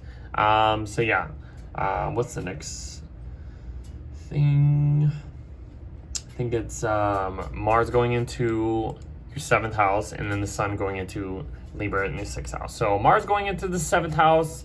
I mean, one thing, Mars is doing a lot better in the sign of Scorpio, so that'll feel a lot better. Mars going into your opposite sign might, you know, create some confrontation, some oppositions. Maybe other people come at you in a more deep, you know, confrontation, you know, manner. So just try to find some balance. It might not feel easy, but then, I don't know, like, just kind of take it easy when it comes to like relationships in the most part, for the most part. Your energy is gonna be, you're gonna want to have like people like match your energy in a way. But yeah, the energy is gonna just be more focused on partnering up with people, matching your energy, supporting other people, like supporting any commitments or any committable goals that you want to accomplish with other people. That's kind of what I would say. And then the sun going into your 6th house is just putting more of the focus on your, you know, your work schedule, trying to keep things more peaceful and calm as much as possible, maybe even with coworkers. So kind of just watch out for that. You're going to want to just basically have like a more healthier operating way of doing things, like services in general, taking care of yourself, operating, or just organizing your daily schedules and stuff like that over the next month. So that's kind of just where we are at. So that is about it for you guys. I will see you in the next month. Okay, so for Gemini risings, so the first big thing is Saturn is going back into your 10th house of Pisces. So Saturn going back into your 10th house of Pisces, guys, it's you're gonna have this, you know, this heaviness, these old responsibilities that maybe you need to finish up and, you know, maybe, you know, adjust to in order for any long-term goals to actually work out. Or you're trying to earn some achievements in your career, you're going back over certain things that maybe you need to work better towards, or just finish certain things that you've been dealing with in a way. And it's in your 10th house. This is your public space. Like I said, this can represent something to do with your career, a new skill set you want to accomplish, the way you are structuring your career life or your public life. There might be some more work that needs to be done here and stuff like that. Like, that's what I could say. So, yeah. So I mean, like, this Pisces area is going to be activated. You're going to have a lunar eclipse here. Something is going to be aware of. You're going to be aware of something that's in your public life and something like that very soon. So Mercury then goes into your ruler goes into your 4th house, Virgo. So yeah, your ruler is is exalted. So it's working in a really good way. It will square, you know, your Gemini house over here. So there might be some tensions between, something to do with your private life, something to do with like family. Maybe goes against, you know, something you do or they do. Some drama or something, I don't know. But for the most part, Mercury's, you know, working in the best way possible. And that's what's good, you know, especially when you were ruled by Mercury and you were dealing with that Mercury retrograde. So that probably, you know, was a little funky for you. But yeah, your mindset is just going to start to focus on your intuition more, trying to organize certain things around the home. I mean, the sun's here. You're probably already, you know, trying to like renovate or do more things around the house or spend more time at home or spend time with family and stuff like that. But that's just kind of just what the energy is going to be all about for this point for you guys. The next big thing is Uranus is stationing retrograde in your 1st house. So what has been shaken up for you guys? I mean, this is probably a huge transit for you guys. It's just entered your 1st house of Gemini. There's been probably some new form, new energy, new excitement, new unpredictableness that you want to present yourself as, or present a new approach to life or attitude or something. Your identity has been shaken up in a way. You've been introduced to this. Uranus will eventually go back into your 12th house of Taurus later on in November. But this is a big transit. This is a big deal for you guys because it's in your 1st house. It's shaking your perspective up. It is. you're going to be a totally different person once Uranus is, out of this sign in the next like 7 to 8 years, but giving you an introduction of what's coming. It's a huge deal for you guys. And then the next big thing is the lunar eclipse in Pisces, which basically happens, around the 6th, 7th. I think it's the 7th. So yeah. So what I was saying about this like lunar eclipse in your 10th house, like something is being, you're being aware of something. Something is being illuminated when it comes to your public life, something in your career. Maybe like I was saying with these, with Saturn here, these responsibilities, some unfinished business, like having the moon here is literally like lighting this place up, and you're like finally being aware of like what needs to be done in order to earn those rewards or earn whatever achievement or goals that you have or want to accomplish in your career or any just public reputation role that you want to do.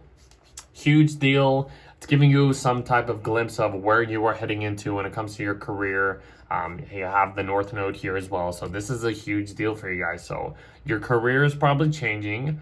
Maybe you're changing your careers. Maybe you're just, I don't know. There's some new stuff happening in your public life, I would say. So a lot of things are coming to the light. So you're going to be aware of certain things that maybe you weren't even aware of that you have to address when it comes to like some public stuff. The next big thing is Mercury is going into Libra. Let me get this adjusted. Okay, so Mercury goes into the sign of Libra, which is your 5th house. So it's going to be forming a trine, to your 1st house. So this could feel a little better. It's in another air sign. Mercury in Libra, your mindset's going to be, trying to create more fairness and, balance, certain things out when it comes to, your creative side or, these creative hobbies or what you are trying to focus on.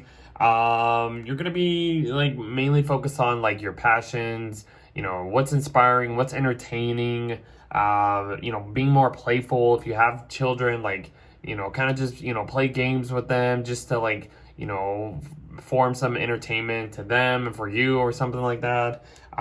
It could be fun. I mean, you're really just focusing on just like more creative things, like start a new creative hobby or something that you find inspiring or you're passionate about, and like maybe just, put the energy into there. I mean, Mars has been here. It's been you've probably had the energy to do more creative things since Mars has been here at least.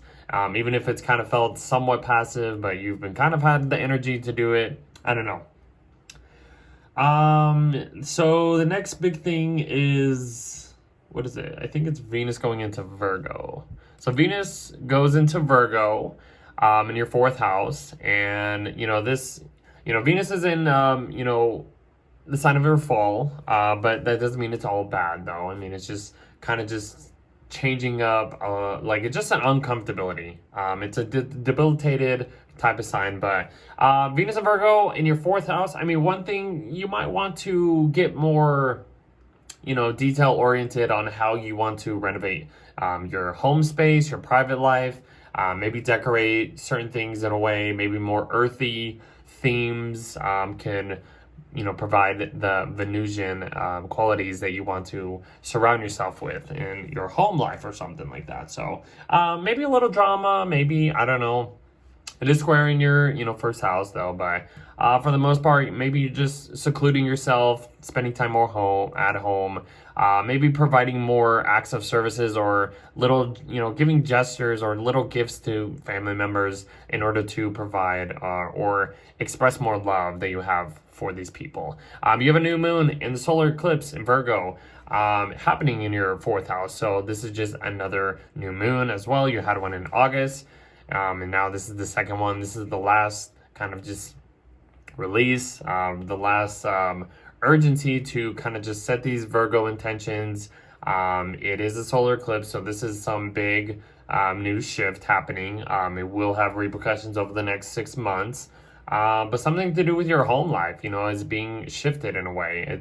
You're changing something in your home life. Maybe you want to move or change like a certain things, or your family is like kind of just like changing in a way. Like maybe, I don't know, maybe you're gaining more family members at this time, or eventually you will. Like if, I don't know, something in your home life is being, you know, maybe cleared out, or, you know, wiping it out just so you can have a better way of like having a foundation or something, like a living situation. I don't know. A lot of things are happening in your fourth house and your 10th house. So it could be anything. Anything is possible.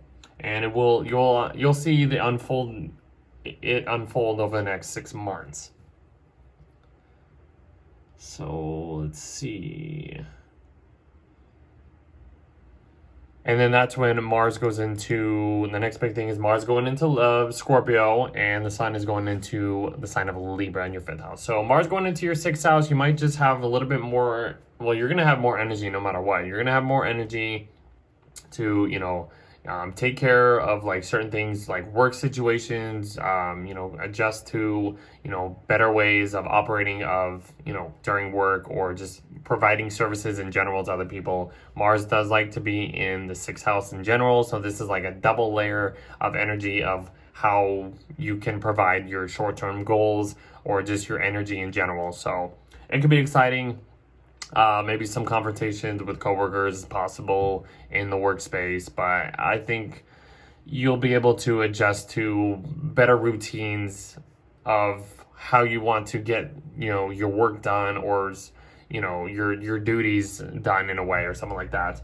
The Sun going into your 5th house is just putting the spotlight on, you know, this fun house, being more playful, kind of being just focused on your, you know, what you're passionate about. Like I said, this could be a good time to start a new hobby, or just do things that you're just passionate about. This is going to be the focus for this month, guys. So, yeah, what are you inspired to do? Like, just go at it and just put it all in. You know, be more sociable. If you're, you know, single, want to mingle, like this would be a great time for that stuff. So, it could be fun. I mean, just kind of just have fun a little bit with other people and be social. I think that's about it though. So I will see you in the next month. For Cancer risings. All right, so the first big thing is Saturn is going back into your 9th house of Pisces. So, you know, you're going back over old situations, old responsibilities, old ways of just like trying to like expand this higher perspective, possibly. If you're going to like school, maybe you have to go back over a certain lessons, or certain ways of just like educating yourself a little bit better in order to go towards the right educational path. There is some heaviness here, so it's like you might have to work a little extra harder when it comes to like gaining these like these higher perspective, you know, just higher perspectives and higher beliefs and stuff like that. Like, it's in the 9th house, so I mean, maybe there's like more restrictions to travel long distance in a way, I would say. Or you might have to put a little bit more effort into maybe traveling or something like that. I don't know. Like, there's also possibilities of, you know, dealing with any legal matters, or some like justice, or something to do with like the law. You might have to like maybe take care of, or that needs to be readjusted before you can kind of, you know, finish off any situations, any responsibilities, or I don't know, anything that just has to do with like, you know, a higher perspective, higher learning, something to do with traveling, foreign stuff like religion, philosophies, truths, I don't know, dealing with like legal stuff. I don't know. That's kind of like the whole situation of like Saturn going back into your 9th house and taking care of, or testing your will, or testing these responsibilities in order for you to finish what is needed. The next thing is Mercury's going into your 3rd house of Virgo. So this Mercury's exalted in Virgo, which is really nice. Putting it in your 3rd house, you're just going to be focusing on, you know, certain ways of like communicating,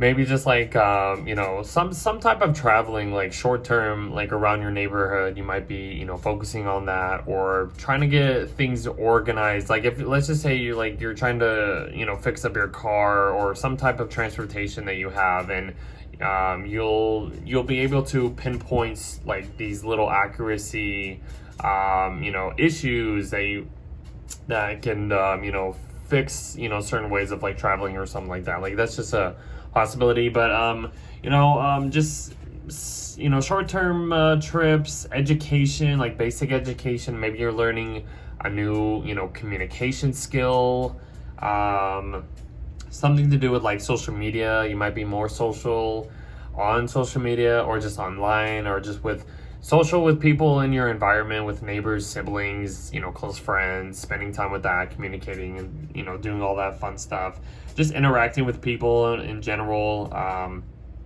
If you're into doing like a writing project, this would probably be a really good time to, you know, do any writing projects. Mercury and Virgo could really like if let's just say like you're doing like a writing project, or like you're doing some writing thing, and you do a rough draft, and then you kind of just are editing, and like this would be a great time to edit certain rough drafts, or edit certain social media content to get things, you know, to the T in a way, I would say. That could be fun. Any rituals that usually, you know, they like to do, this would be a great time to just kind of, you know, accomplish or focus on those type of goals or whatever. So yeah, next big thing is, what is it? Uranus stationing retrograde in your 12th house.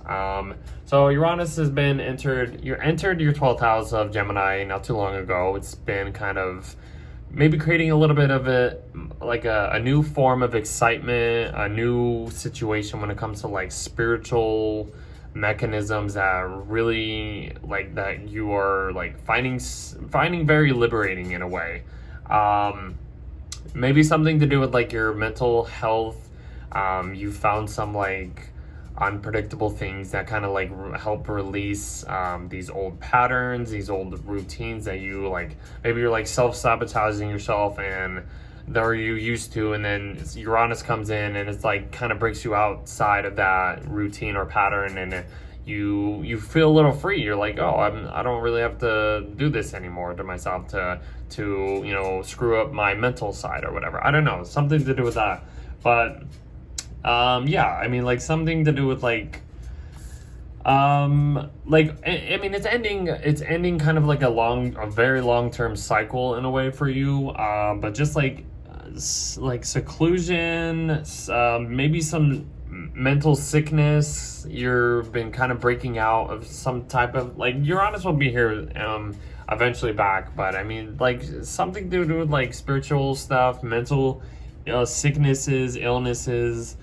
Will kind of help you break out of certain like old patterns, I would say. But Uranus will go back into your 11th house of Taurus eventually, and we'll get back to all that stuff. But that's just a little brief thing happening here. And then the next thing is the lunar eclipse happening in your 9th house of Pisces. So it's a lunar eclipse, it's a full moon, so you know, things are coming to light. Something is being illuminated at this point. When it comes to like 9th house themes, which is like, you know, traveling, foreign languages, foreign cultures, legal matters, you know, something to do with like the law, or like a perspective, a higher perspective, you're kind of being aware of, or something emotional is coming up and you have to address it or look at, in order to be aware of what is or what's going on in your life, and you need to release certain things or something, release old beliefs or truths, or understand something. I don't know. Something is coming to light when it comes to those types of stuff, guys. So, yeah, huge deal though. You'll understand why things had to be maybe come out to the surface eventually. But yeah. Huge lunar eclipse. The next thing happening is Mercury's going into Libra. So Mercury going into Libra, to entering your fourth house, you know, you might have to keep things a little bit more balanced and fair in your home life. Maybe if you're dealing with any family members or just family situation, you might have to, you know, try to see both sides and try to, you know, compromise and make sure things are kind of just peaceful as much as possible, I would say. You might have to focus more on your intuition and how you're feeling about certain things. Just a few things that I can mention. Then Venus goes into your third house of Virgo. It's in your third house, so I mean, yeah, Venus is in your sign of fall. It might feel a little like different into like receiving more Venusian, you know, qualities. You might be a little bit more critical when it comes to like close friends or neighbors or siblings. Just interacting in general, you might have some type of like criticizing way of like trying to fix certain things a certain way. And I don't know, like Venus in Virgo is like can provide more acts of services or little, you know, provide gifts to like express how you care about somebody or love or something, like express your love. When it comes to like your third house, like I don't know, like even if there's like some type of challenge, I feel like you'll be able to adjust to, you know, certain ways of like just receiving certain like connections. I don't know, this is kind of interesting too to like even talk about. Yeah, I mean, you might be a little picky, I would say. The way you're communicating, maybe something to do with social media, something to do with like your siblings, or maybe like a short trip and like maybe, you know, I don't know, this is gonna be interesting. Like I can't really I'm like kind of just spitballing here in a way, but I don't know, like yeah, that's kind of like what I would say. But there is a solar eclipse in your third house event, like as well as soon as Venus gets into your third house of Virgo. But this is the second new moon in Virgo. So this is kind of just finishing up any, you know, last minute, you know, issues, situations that you want to like kind of replenish or take care of or release. When it comes to like your way of communicating, any short term, you know, trips, anything to do with like your neighborhood or your siblings.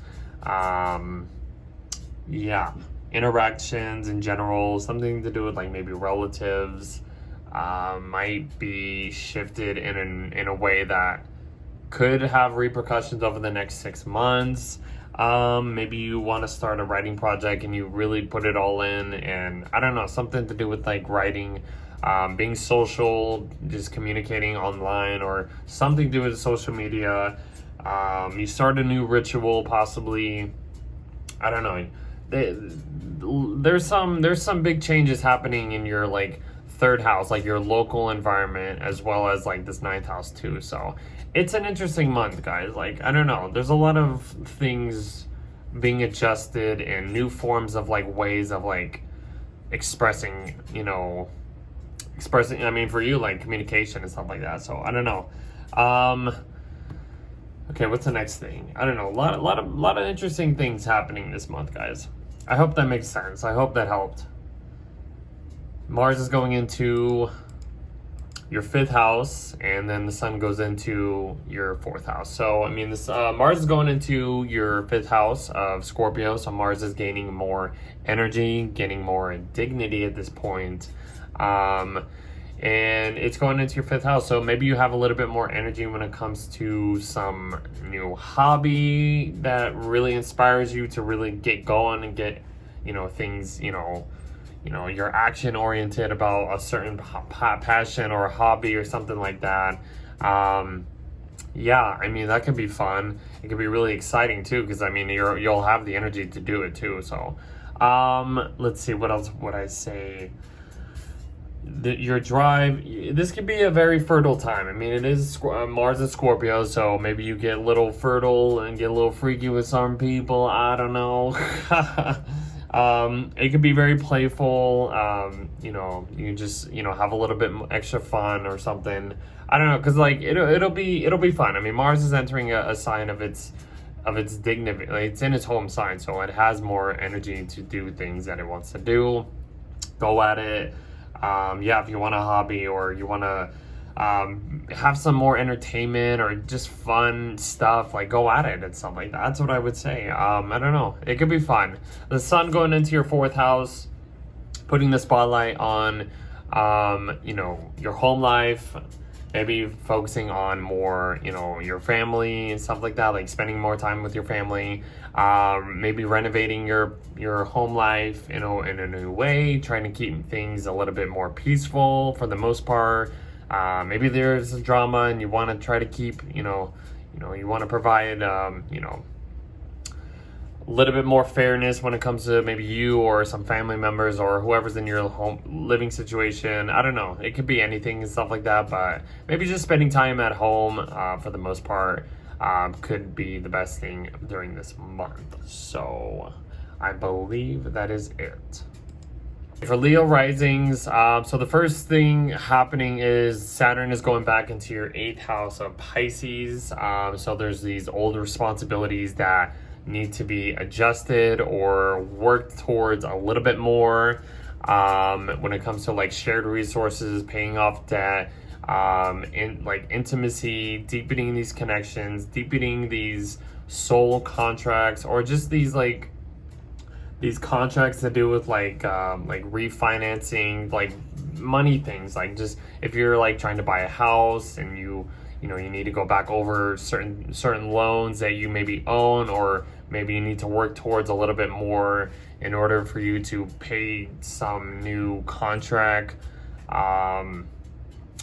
or you go you connect with like a partner, or you work with a partner or something like that, and you guys kind of combine their two finances together in order for you to, I guess, accomplish whatever is being tested for you when it comes to just you know, inheritance, you know, just like big financial institutions that you might have to deal with, or something like that, like banks. I don't know, something to do with like that.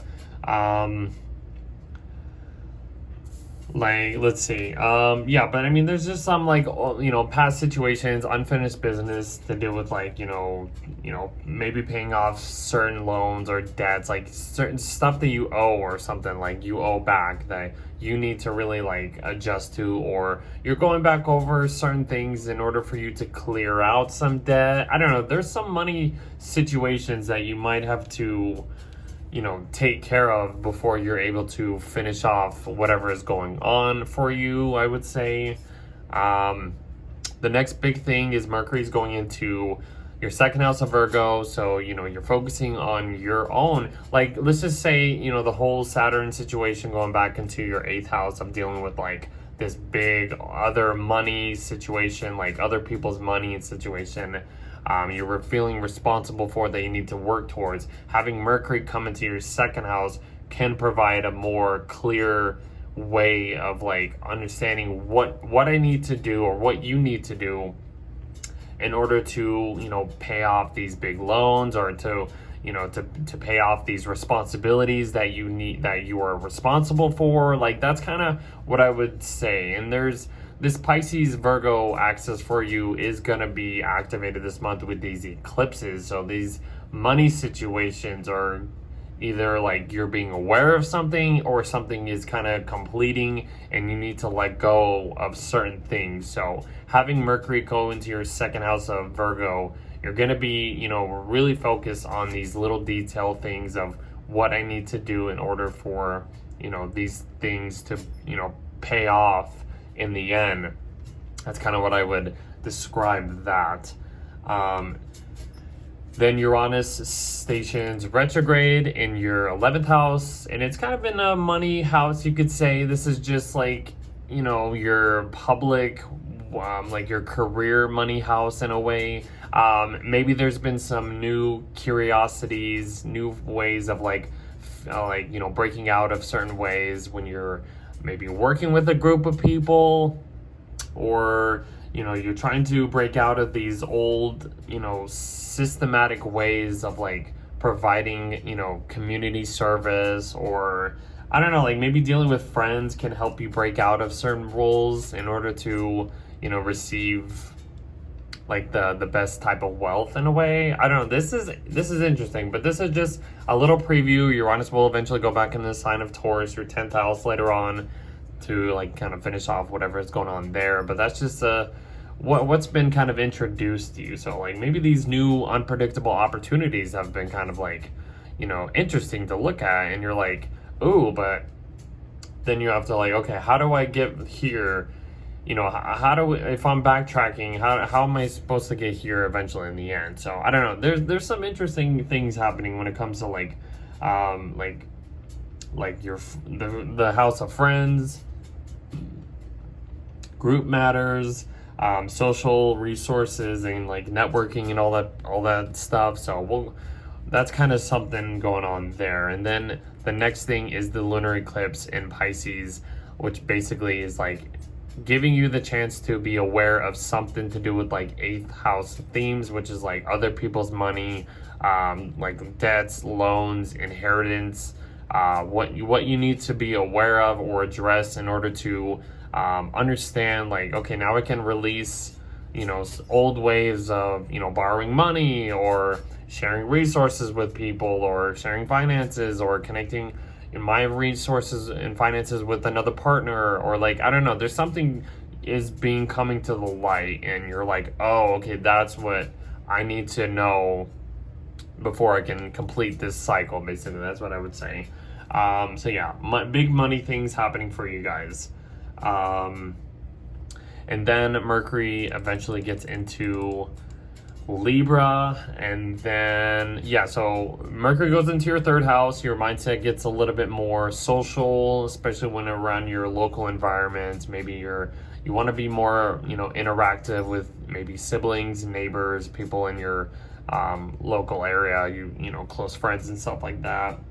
Trying to keep things fair, balanced, even, stuff like that. Like that's kind of what your mindset is focusing on. Maybe you want to start a writing project. This would be a great time to just, you know, do a writing project, or some sort of writing situation, you know.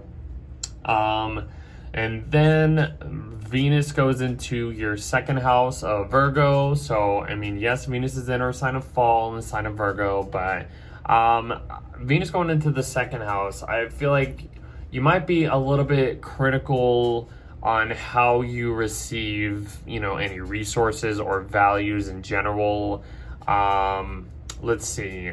So, I mean, Venus in the 2nd house is like basically like receiving like some type of possession, some type of like finances in general. But you might be a little bit more critical, a little bit, you know, if things have to be a certain way in order for, you know, things to be just perfect, I would say, when it comes to like whatever you own or what you want to own, like values, something to do with like possessions, priorities in a way might have to be, you might be kind of critical with your priorities of what you need and stuff like that. I don't know. And then you have a solar eclipse new moon in Virgo. This is the 2nd one in your 2nd house. Oh, whoops. 2nd house, this is just basically providing another layer of, you know, maybe you want to set more, like a lot more intentions on just like your finances. You want to focus on your finances. You want to make sure you get the right security, you get organized on certain things and stuff like that. Like this is the 2nd one. You had a new moon in Virgo last month in August, so this is just another layer of like, what else do we need before we can really, you know, complete this little cycle or whatever like that. So this intentions will eventually have, you know, repercussions over the next 6 months, so that you'll understand why these things had to happen. But yeah, so next thing is Mars is going into your 4th house, and then, you know, the sun goes into your 3rd house. So Mars is gaining more dignity. It's entering, you know, a sign that it loves. It's entering your 4th house, so this energy You might be doing a lot more stuff around your home life. Maybe there's some type of drama or confrontations with family members. That's also possible. But just, I don't know, just a lot of energy, a lot of stuff that you want to just go at it and put, your energy and drive into. Excuse me. Will have to do with like, like taking care of like certain things in your domestic life, or in a way. Your maternal instincts will be on point, and if you're taking care of like certain family members, or I don't know, like you're going to be doing probably a lot more things around the home in a way, maybe taking care of your yard, your property, or something like that. I don't know.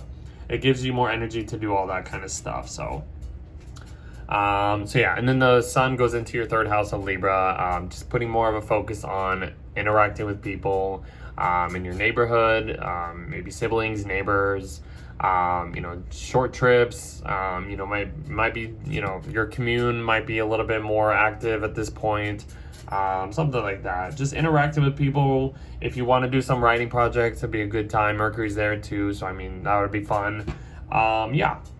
That's about it. I think just your communication style and just how you are being social, that's just going to be the general vibe. So we'll see you in the next month.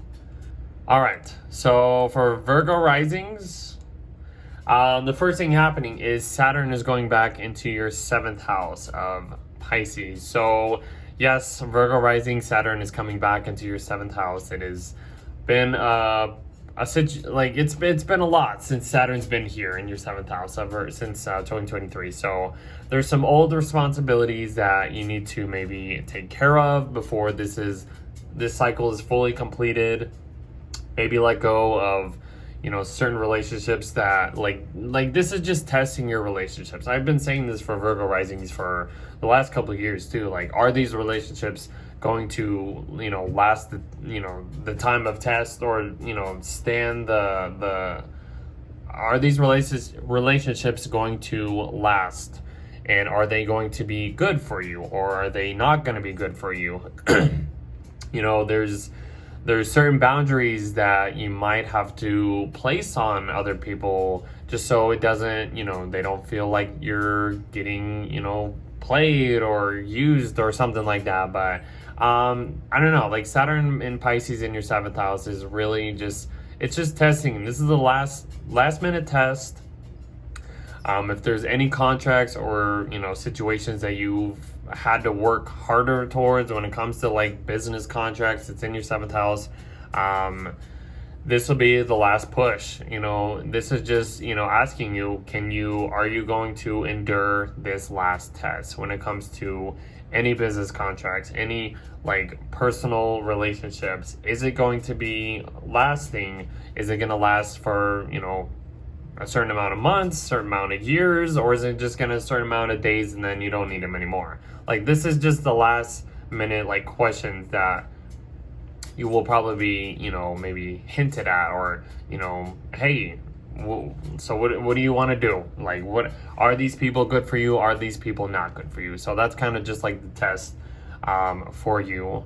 And yeah, so you got to make sure you are with the right people, I would say. Mercury is going into your 1st house of Virgo. That's the next situation, the next big transit.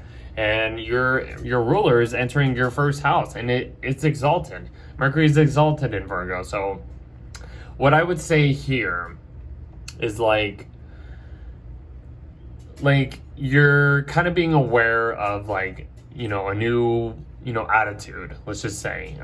You're very clear on what you're communicating. You're very clear on what you want to, provide information, if you are impressing other people. This Saturn in Pisces, is this, a good, lasting thing, long-lasting thing? Is it going to stand the test of time? And it's just like Mercury over here in your 1st house is just like this personal and relationship sectors is really being activated for you, and is being like, it's trying to like ask you like, okay, if you want to, have these certain pinpoint things about how you are presenting yourself, how is it going to, like like align to like these long-term situations when it comes to other people and relationships and commitments and supporting other people. So this is just like things that I'm thinking of about what, and you're gonna have eclipses here too. So I mean, this is just a little like just layers on what's going on for you guys. So yeah. Next big thing, Uranus is stationing retrograde in your 10th house. So whatever thing has been happening in your career sector, your public life, maybe there's been some type of like unpredictable situation that you're like kind of that's kind of liberating you in a way when it comes to your public life in general. You want to do things in a, you know, maybe a different way. And Uranus is kind of providing that, you know, extension, like, hey, if you want to do this, why don't you try this or something like that? I don't know. It's opening a door for your career to, you know, shift in a new way. It'll eventually go back into your 9th house of Taurus later on in like November, but that's just the next big thing. And then we get to the lunar eclipse in Pisces.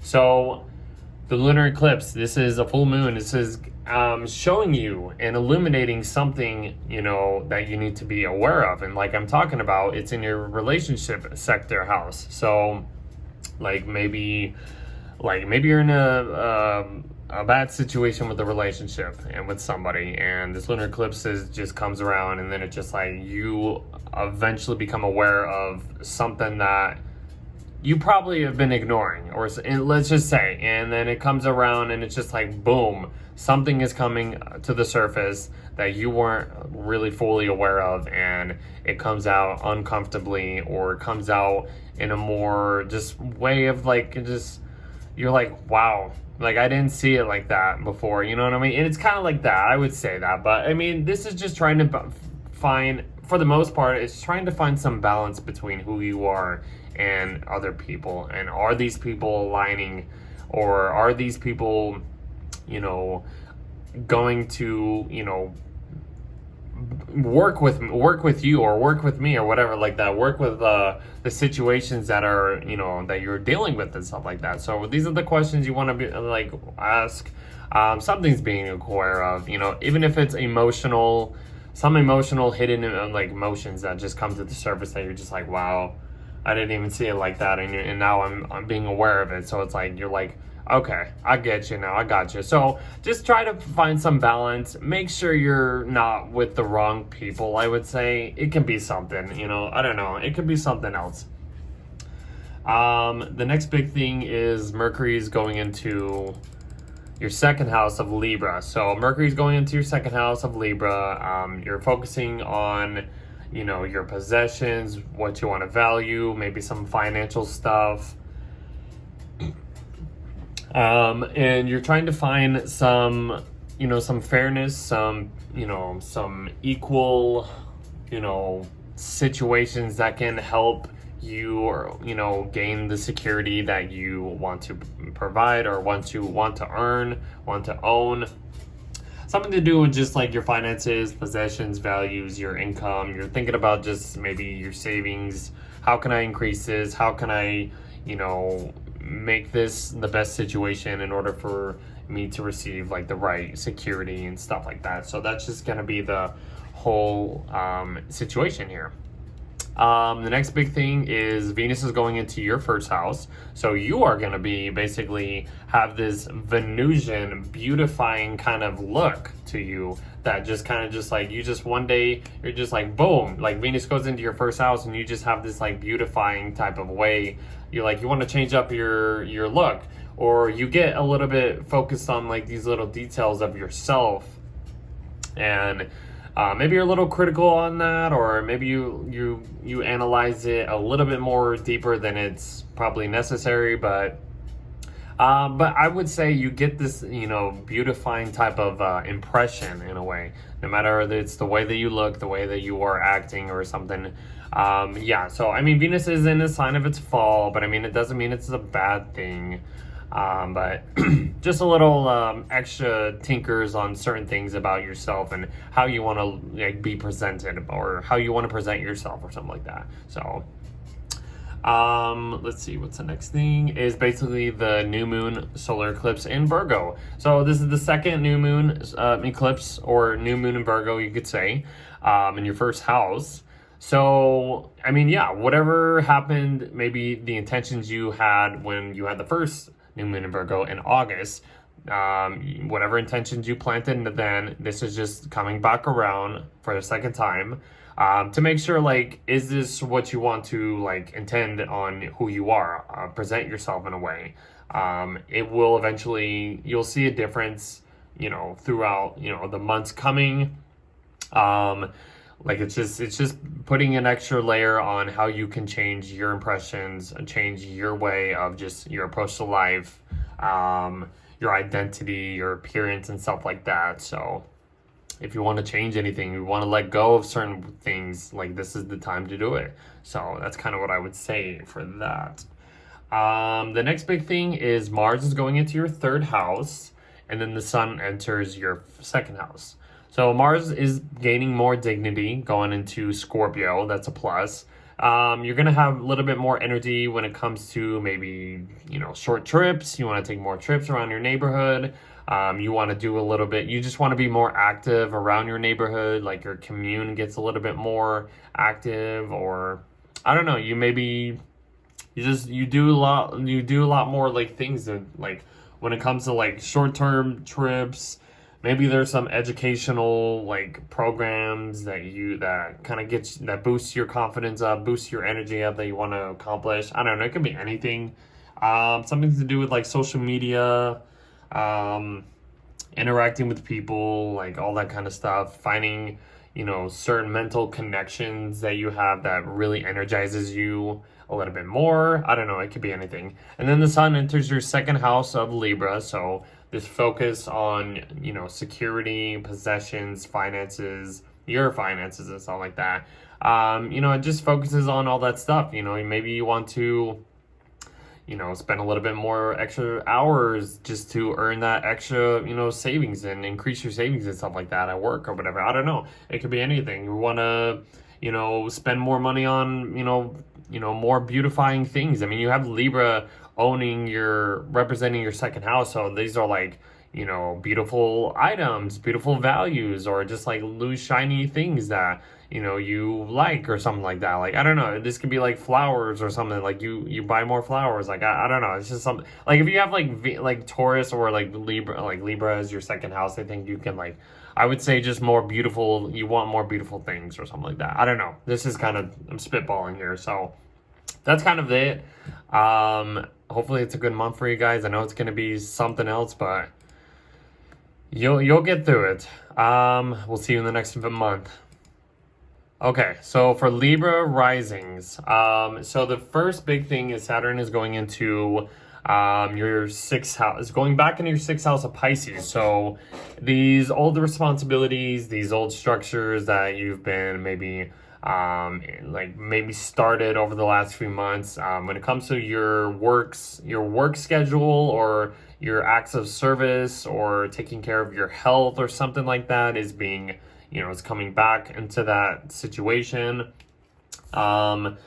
There might be some, like, heaviness feeling. You might have to work a little bit extra in order to maybe take care of your health, or take care of some sort of, like, situation that can provide better ways of operating your day-to-day, you know, work schedules, or just day-to-day just stuff in general.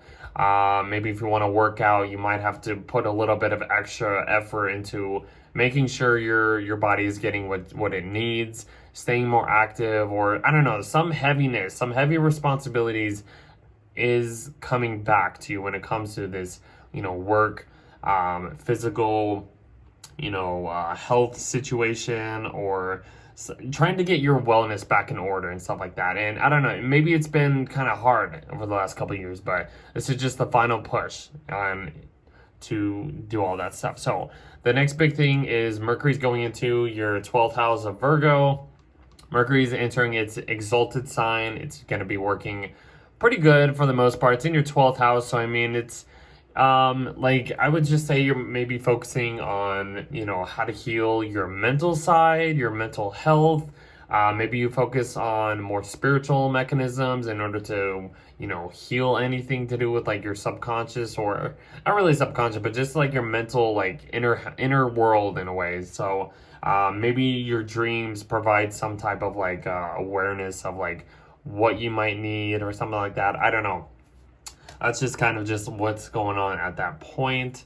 Then Uranus will station retrograde in your ninth house. So maybe there's been some like new interesting new ways of like traveling, or like expanding your horizons in some type of way. Yeah, I mean, it's probably been interesting. It's probably like kind of giving you a little taste of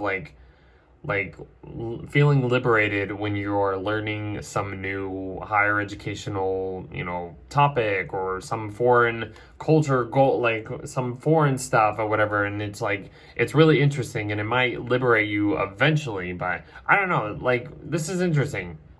Some like traveling and situation might free you a little bit more, or you have this like unpredictableness that you want to start doing eventually. But I don't know. Uranus will eventually go back in your 8th house of Taurus, starting in November, to finish off all that stuff. So we'll get back to this situation later on. The next big thing is the lunar eclipse in Pisces. So it's in your 6th house, and not only is this a full moon, this is a lunar eclipse, so this is an extra layer of like something is being illuminated in your, maybe your work situation, like maybe you're something to do with like some health issues you need to address and be aware of. I don't know, something could possibly happen in those realms. Maybe you need to take care of like maybe a pet, or some health issue within yourself, or something to do with like work situations you need to adjust to, or you need to be aware of before you can, you know, maybe move forward with something. Like, I don't know. There's some health issues happening here, you know, because you're having the eclipses in your 6th and 12th house this month. So, yeah, something is being aware of that time, around this point. So make sure you're taking care of your health, and make sure you are operating in a good state of mind so you can provide the right services to other people, or even yourself. The next big thing is Mercury's going into your 1st house. So that'll, you know, give you a more diplomatic, kind of peaceful, you know, mindset or impression when you are coming into anybody and they are impressing you. You might be more sociable. You might come off as just, you know, just more peaceful, you know, might just be more, you know, enjoyable to talk to at this point. I don't know, your approach to life might have a sense of like, just, you know, more peaceful way of just like expressing yourself or something like that. I don't know. This will continue the trend of like Libra stuff too. So these cycles are basically, you know, starting up for you. They're entering your 1st house. So there's some, you know, replenishing newness happening for you guys. So let's see what the next thing happening is. Venus is going into your 12th house of Virgo. So Venus going into your 12th house, so Venus and Virgo, you know, you're gonna want to value these little detailed things when it comes to like spiritual stuff, or maybe like you might want to, you know, be a little bit more low key when it comes to just like relational stuff, and just like receiving love, or just kind of, you know, keeping things low key between, let's just say if you have a partner or something like that. Or Venus in the 12th, you want to watch out for like deceptions with other people. Might be a little bit more critical when it comes to like certain things to do with like your, you know, your mental side, your mental health, or I don't know, maybe you're a little bit critical on like some spiritual topics, like it doesn't like, you know, work the way that you want it to, and you're kind of being a little bit analytical about certain things. I don't know. It's weird. I mean, Venus is in her kind of in a sign of fall in the sign of Virgo, so it's a little interesting. But I would just say maybe just kind of just stay low key on you know, certain things that, you know, might feel a little bit, you know, uncomfortable in a way. I don't know, you might just have this like, let's see, like there's gonna be, you might have to like humble yourself in a way when it comes to just, I guess, like dealing with mental health issues, dealing with like, you know, personal relationship stuff behind the scenes. I don't know, this is weird. I just feel like you might be a little bit critical when it comes to just like dealing with like spiritual guidance in a way. I don't know, like it's kind of interesting, but it's weird at the same time. Like you might be critical on certain things of like how you want to receive love or how you want to receive any pleasures from like spiritual mechanisms. I don't know, this is weird. Like you might be critical when it comes to like spiritual mechanisms or something like that. I don't know, it could be anything though, but I feel like I'm just like not giving you the right information, but I hope that helps. I don't know. Yeah, the next thing is you have the solar eclipse, new moon in Virgo, happening the next couple days. So this is the second one happening for you. I had a new moon in Virgo in August, so this is just coming back around to maybe release certain things to do with like these uncomfortable spiritual things that you may be critical about. I don't know. But yeah, so this is just giving you one last chance to kind of clear things out. Maybe having Venus in Virgo, you're trying to keep things, you know, pure when it comes to your mental side. I would say, I don't know, like something, you're trying to just get more like, I guess, organized in a spiritual kind of way. Having the new moon here is just basically, you know, basically giving another layer of like how you can make things more pure or clear out certain like junk or whatever. I don't know, like this is just something I can think of. Anyways, the next big thing is Mars is going into your second house, and then the Sun goes into your first house. So Mars going into Scorpio, you're gonna have a little bit more energy, drive. Your ambition is just gonna be on its game.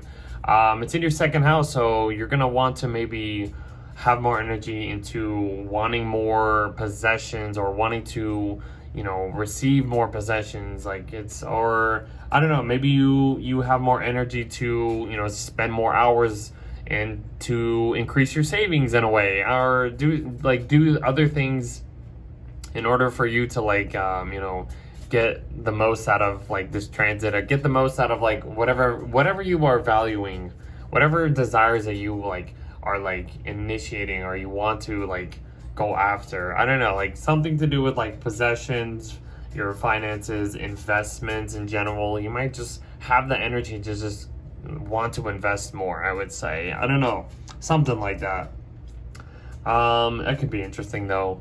And then the Sun goes into your first house, just, you know, starting a new cycle for you. If you have the Sun in Libra, happy birthday to you guys.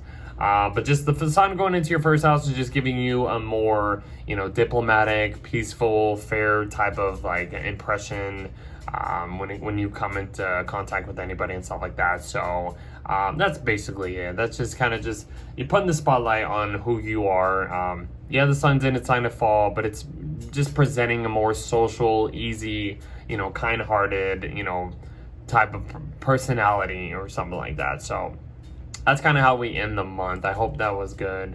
We'll see you guys in the next month. Okay, for Scorpios, so the first thing happening is Saturn is going back into your fifth house of Pisces, to basically just go back over old responsibilities you've been dealing with, when it comes to like anything like I would say, especially if you have like children or something like that, like you have to take care of like, you know, you have to be responsible for your children, or if there's anything like fun that you've been wanting to do, but then like you come back to some responsible situation that kind of puts a damper on this funness. That's kind of what I would, you know, describe this as. But yeah, I would just say like, it's just testing your, you know, your long-term goals of, you know, I would say some type of parenting role, like if you're dealing with like an apprenticeship situation, a role like an entrepreneurship, it's just kind of asking you like, you know, is there any last minute adjustments that, you know, you want to like go after? You might have to put a little bit of extra work into receiving any of those, you know, last minute situational goals or whatever. I don't know, like this could feel a little heavy when it comes to that.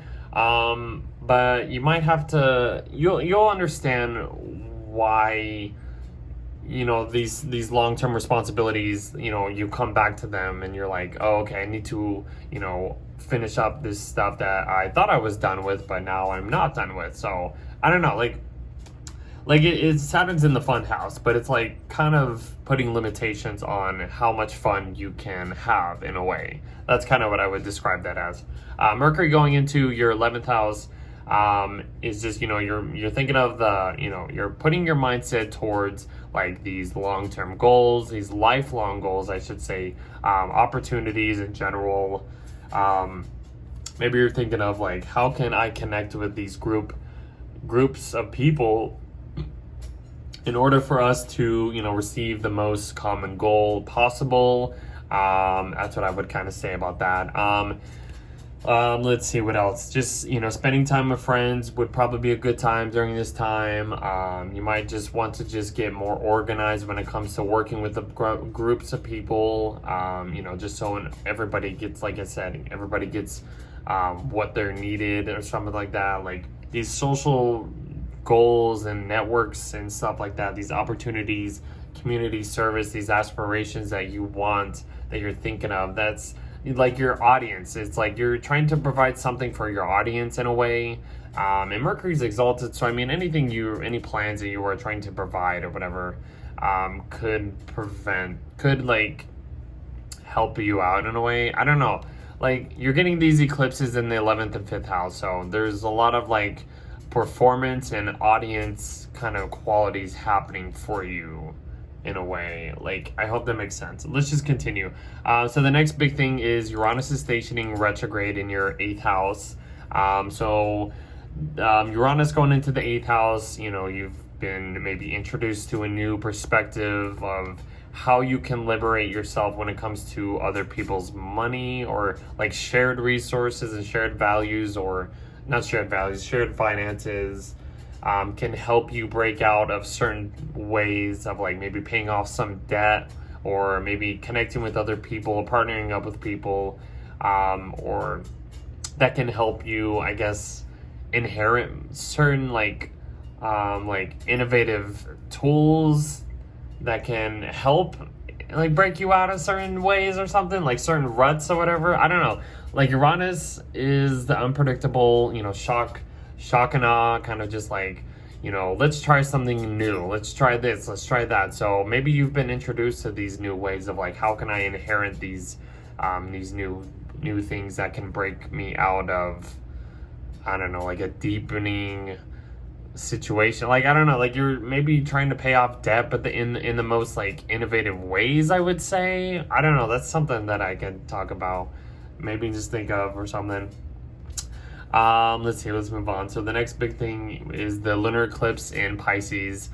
So you're being aware of something in your 5th house. So 5th house is all about, you know, creativity, children, you know, hobbies, pleasures, inspirations, bucket lists, conception. So like I said, like even if even if you are, you know, you have children, or you're trying to perform something, but something comes up that you need to address and that you weren't aware of, and you're like, okay, this is what I need to, you know, face in order for like this situation to actually work or something. I don't know, like you're trying to like perform some type of, you know, some passion, some hobby, but then like something gets in the way, or you become emotionally aware of like something. It's like, I don't know, like then you have like the people over here in your audience like maybe criticizing you or something. I don't know.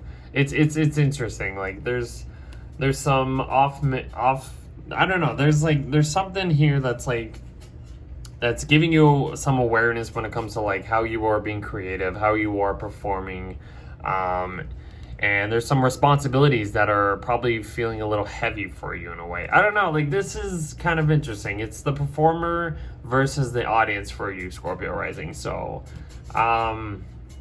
like I feel like you might get criticized on certain things that you need to be aware of, and then you're emotionally feeling like, oh, that's why this hasn't been working, or like I don't know, something within you comes to the surface and you're like, oh, I have to take care of this. I don't know, like you have Saturn here, it's a responsible thing. I don't know, something is giving you a glimpse of what you need to do, I guess. That can pay off later on, I would say, possibly. I don't know, this is weird. Kind of interesting though. Let's see. Next thing is Mercury's going into Libra. So Mercury gets into Libra in your 12th house. You get kind of like secluded in the way that you are thinking or processing information, or just, I don't know. It's, you know, Mercury's going into the sign where it's trying to be more peaceful, try to find more, you know, diplomatic situations when it comes to like adjusting to certain subconscious mental issues in a way. Maybe you focus on more spiritual guidance in order to get the most out of this. Just get the most out of like any situation that you are planning for. Yeah, I don't know, like it could be something you maybe focus on more spiritual stuff at this point. Then Venus goes into your 11th house of Virgo. So Venus in Virgo, I mean, she's in her sign of fall, so I mean it's not, I wouldn't say it's the easiest transit, but I mean you might be more critical on certain opportunities that you might receive when it comes to like your, you know, working with other people. You might be critical with, you know, with other people in general, maybe critical or criticizing like your friendships, or you're trying to, you know, tinker with or trying to gain a new perspective of like, this is how things should work in order for things to be perfect or something like that. Or I don't know. It could be, it's interesting though, but you're trying to probably like maybe tinker with certain things in order to receive the most out of like these opportunities working with other people. But it might feel a little uncomfortable in some way. And then you get the solar eclipse new moon in Virgo happening right after that. It's just, this is the second new moon in Virgo happening in your 11th house. So this is just last minute touches, last minute, you know, releases, intentions that you need to maybe put a little bit of effort in, or that you're planting in order for these opportunities, these lifelong goals to work out eventually in the end. Something like that, like working with groups of people.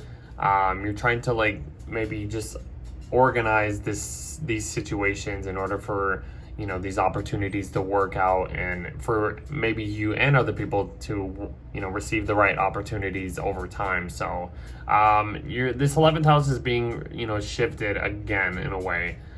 So yeah, you'll understand over all this stuff eventually over time, but a lot of new things coming during these eclipses. And then Mars goes into your first house of Scorpio. You're gonna feel a little bit more energized. Your ruler is entering your first house, so yeah, you're gonna have the energy to do things that you've been kind of pulled off, you know, like that have been you know, you've been waiting to do in a way. So I mean, Mars hasn't been in the best situation for most of this year, but now that it's entering your first house, you're gonna have the energy to do things that you want to do, and you're gonna go after it no matter what anybody says. So maybe you've become a little bit more confrontational in a way, like don't get in my way, I'm gonna do things my way or something. I don't know, like, but for the most part, it's gonna give you a lot more energy. So that's the exciting part about that. And it's your ruler, so I mean, yeah, you work better when your ruler's in a good position. And then the sun is entering your 12th house, putting the spotlight on this, you know, spiritual secluded side, isolation and stuff like that. Yeah, so basically that's just kind of how the month ends. Maybe you start to focus on these like spiritual stuff, or you start to focus on things that can heal your mental side or something like that. I don't know, it could be anything, but that's kind of just how we end the month. So we'll see you in the next video. Sagittarius risings, here we go. So the first thing is Saturn is going back into our 4th house. I'm a Sag rising, so that's why I said us. Saturn's going back into our, 4th house of Pisces to basically maybe finish off any responsibilities that we have in our home life, our private life, anything to any last minute touches in order to create, to have a solid foundation to, live by in a way, I would say. Saturn going through our 4th house has been trying to, create a better, solid, foundational, living situation, I would say. But this is just, it's coming back over old territory, old situations that we need to that is testing our last minute of awareness of what needs to be done before we can move forward. Mercury goes into our 10th whole sign house of Virgo. And, we're going to be focusing on how can we achieve more? How can we get more organized in our career? How can we, get to point A to point B to point C, and what is the necessary steps that we need to take and stuff like that. It will square our 1st house. But Mercury is operating in a good sign. So for the most part, I feel like this could help us, provide the best, service in our career. Any achievements that we want to set our mindsets to, we will have the right, the right mindset in order to get to point A to point A to point B to point C, and the right, I guess, role to take in a way. So, let's see what else is the next thing. Uranus is stationing retrograde in our 7th house. So whatever situations that might have felt kind of, interesting and liberating when it comes to relationships is gonna, get turned up a notch in a way. But it will eventually go back into our 6th house of Taurus eventually in November. But Uranus in our 7th house of Gemini has been interesting. It's gonna be interesting once he's fully in transits this whole sign. But yeah, Uranus in Gemini has been really making us, I feel more curious about just what else can we do when we connect with people, or what can other people can provide. Maybe they can provide more innovative solutions when working with other people, or these contracts or something like that. That's interesting. Then we get to the lunar eclipse in Pisces. We are being aware of something that's in our home life. Something is coming to the light, something is being illuminated, something is coming to the surface. Maybe something to do with our family or ancestral, something maybe some family member, something happens to them, or we just get a new perspective on family or something like that, I would say. But something to do with our home life. I don't know, maybe there's some situation that we weren't aware of, and something pops up and we're like, oh wow, okay, we got to deal with this. That's what I would kind of say. It could be anything in our home life.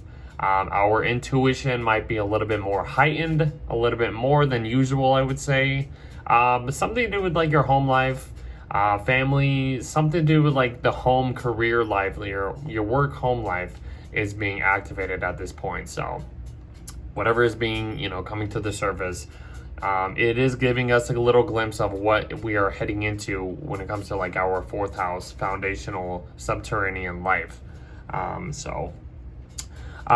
see, the next thing is Mercury going into Libra in our 11th house. So hold on, Mercury going into our 11th house. We're just going to be focusing on more opportunities. How can we create more, balance, more, diplomatic situations or thoughts of how we can work better with other people. Maybe just connecting with friends. You just, you have a little bit more, enjoyable times, being sociable with friends, or, working with people online, or, I don't know, we're going to be thinking about just our aspirations, and just what do we want to dream of, and like our dreams are just going to be heightened in a way, and just we're going to be focusing on like what we want to just do and for our lifelong goals and stuff like that. I would say like what other opportunities are out there for us that we can possibly start doing, you know, when it comes to like friendships or connecting or networking with other people, or I don't know, something like that, I would say. And then Venus goes into our 10th house of Virgo. So Venus is in her sign of fall in Virgo, but Venus going into our 10th house, I would say we're gonna want to receive more respect in our career or public life, but we might be a little bit critical when it comes to how we want to achieve certain goals and just receive anything in our public life or our public perspective or something like that. I don't know, maybe we want to maybe like tinker with certain things, adjust to certain ways in order for us to provide or us to just receive anything.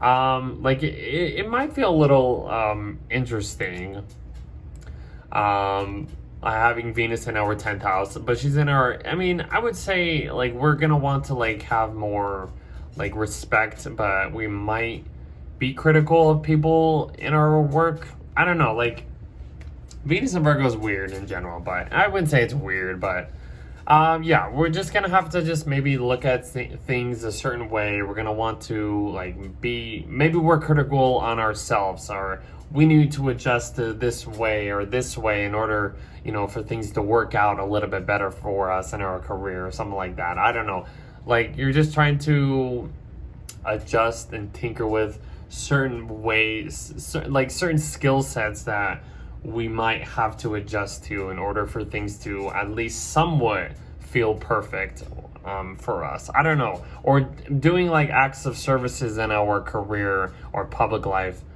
might be the best way to receive like any type of like love or something like that. Or I don't know. That's kind of what I would say. It's interesting.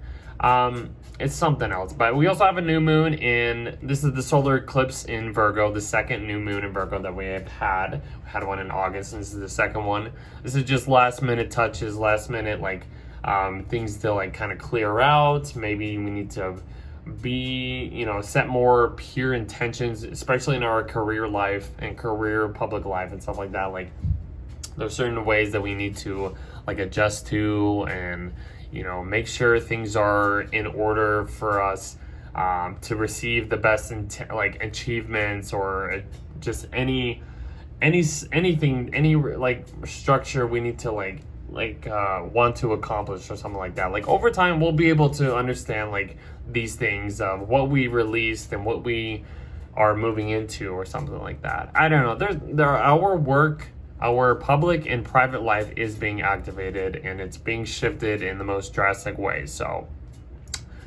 then Mars goes into our 12th house of Scorpio, and then the Sun goes into our 11th house of Libra. So yes, Mars is going into a good sign.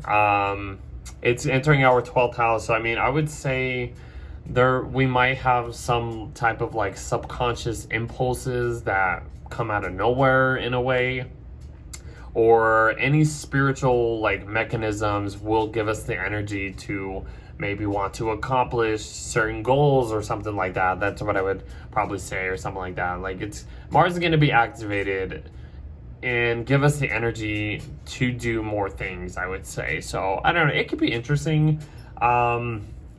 Yeah, I would just say the spiritual stuff might give us more action, or we might want to have some type of energy that can heal, or some type of mental issues or something. Like I don't know, it could be interesting. It could give us maybe the right tools to maybe clear out certain things, mental issues or subconscious things that have been maybe, I don't know, it's like a double-edged sword, I would say. So we got to be careful though too, for the most part. Sun going into Libra is just putting the focus on our audience, our friendships, our community, our goals, our lifelong goals, aspirations, and dreams. What do we want to do? We might be a little bit more social at this time, working with other people.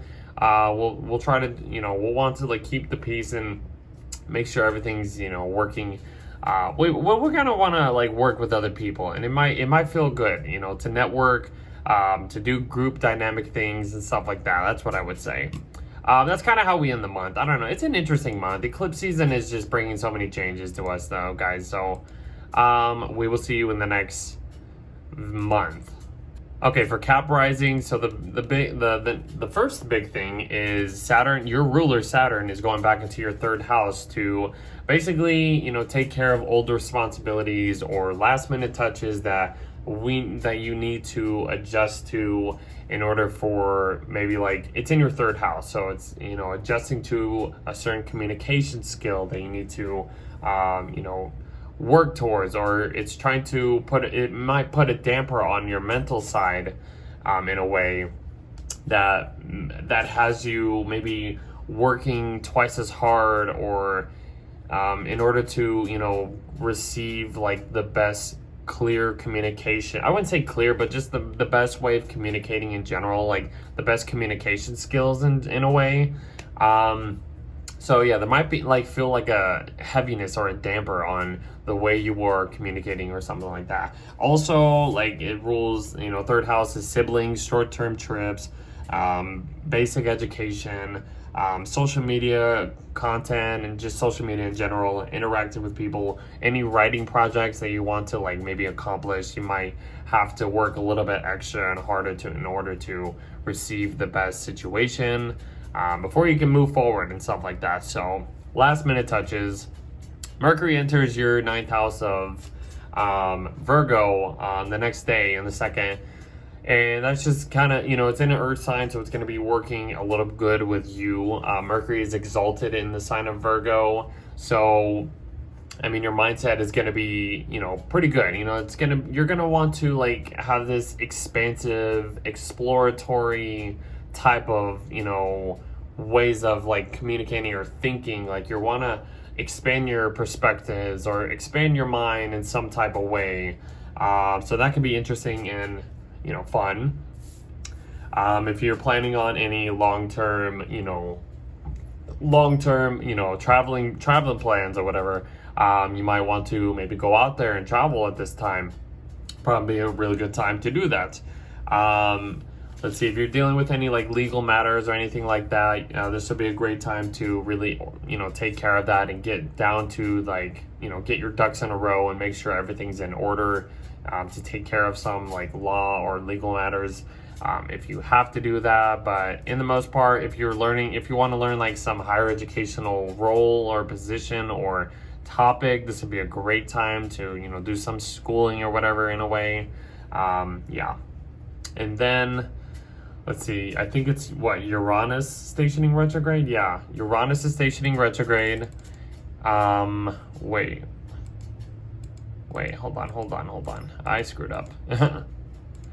Uranus is stationing retrograde in your 6th house. So whatever, like, new, inventive, like, unpredictable situation that has been presented to you in maybe your work situation or your workspace, like, this is coming to, like, a halt in a way. But it's like, okay, now you've been aware of this, like, new inventive kind of way of, like, providing service or just working in general. Your work situation is probably, like, different in a way. Like, you're shifting your way of work in a way. So that could be exciting. It will eventually go back into the sign of Taurus in your 5th house, like, in November. But this is just the turning point of what you are going to be expecting when Uranus goes into your 6th house again. So your work is just shifting in a way. And then I believe, then we have the lunar eclipse in Pisces. So something in your, like, immediate environment, the way you are expressing your communication skills is coming to light at this point. Maybe there's something that you weren't aware of that you are finally kind of being aware of at this point, when it comes to, like, your like, communication style, something to do with, like, some sibling situation, short-term traveling, like, something to do with, like, your transportation in a way. Maybe you're being aware of some, like, issue that you're like, whoa, so that, I didn't know that was, you know, the problem of, like, let's just say your car or something, it gets, you know, there's something wrong with your car and you finally understand what's going on with it. So I don't know. Something to do with, like, you know, some social media content or just being aware of that. Or if you're doing a writing project, maybe there's some tinkers or something that's being aware of. Like it could be anything. Like there's emotions coming to the surface when it comes to like your immediate environment. Maybe something happens in your immediate environment that creates some type of like chaos in a way that you need to be aware of, or something like that. Like, I don't know, it could be anything. But huge deal when it comes to like your third house. You're gonna have a solar eclipse in your ninth eventually too. So traveling, education, communicating, stuff like that is just shifting in a way for you. Then Mercury goes into Libra. Goes into Libra, and that just kind of focuses, puts your mindset on your career, your public space. Maybe you want to, provide more fairness and diplomacy when it comes to your public and career role out there. So that's something that you can, start to be aware of. You might be aware of like, how can I achieve certain things in the most, in the way that can provide, I guess, better like benefits when it comes to just like working with other people. Or I don't know, you're gonna want to achieve more, and you might want to, be more diplomatic, or have like a diplomatic role that kind of helps you achieve certain things in like your career or something like that. It could be anything, but just taking care, like being more responsible, I would say, just having a more responsible diplomatic kind of mindset in your career and the role you are playing out there. So something like that. And then Venus goes into your ninth house, and then you have that solar eclipse I just talked about in your ninth house of Virgo. So Venus going into your ninth house of Virgo. It is entering an earth sign, so it could provide more, stability, some ease to you. Venus in the ninth house, you might, it's in Virgo, so it's like you want to like receive the like foreign, type of like energies, or, you might want to have like this, I would say you might be a little bit more critical or analyze, certain educational things or topics. Venus is the inner sign of fall, so there's like some type of like uncomfortableness or pickiness when it comes to what you want to receive. And like, let's just say, like if you're doing some schooling, you want to make sure like you're getting the right, right educational program in order for you to get, to where you want to get. If you're meeting people and from another, foreign culture, you might be a little bit picky and critical on, are they good for me? But, or just doing some type of like acts of services in like a new, different culture type of way that you're not really used to. But I don't know, it could be interesting. But you're gonna have like this like you're gonna want to value more like traveling more, higher educational, expanding your mindset and stuff like that. Like it's gonna be interesting, but it's gonna be a little, you might be a little critical in a way. But you also have this new moon, solar eclipse in Virgo, the second new moon happening in Virgo for you guys.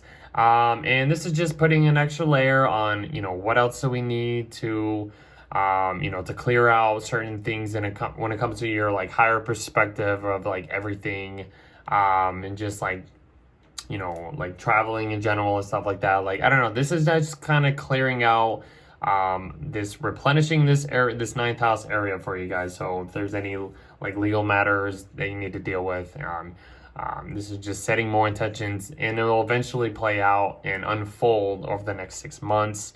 If there's any situations with the law or any legal matters that you need to like deal with or something like that. I don't know. It's going to be interesting, but last minute pushes, last minute urgencies to kind of clear out a new perspective, beliefs, truths, philosophies, all that kind of stuff.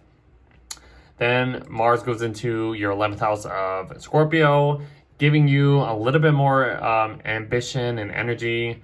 Especially within your 11th house, you're going to want to have this energy to chase after your lifelong goals, or chase after just new opportunities that can, give you the rush, the energy, the energized rush to just go after in certain things. Working with groups of people can also provide more, energy and benefits to what everybody is, how can it can benefit everybody when you're working with other people and stuff like that. So let's see what else. Then the sun goes into your 10th house, putting the spotlight on this, public life, your public career, being more responsible, structuring your life in a more diplomatic kind of way. It's a Libra in your 10th house. So that's kind of what I would say. Learning new skill sets in your public life, maybe doing a new role, just putting yourself out there in a way. That's kind of what I would say. That's basically it that's kind of where we get to the end of the month.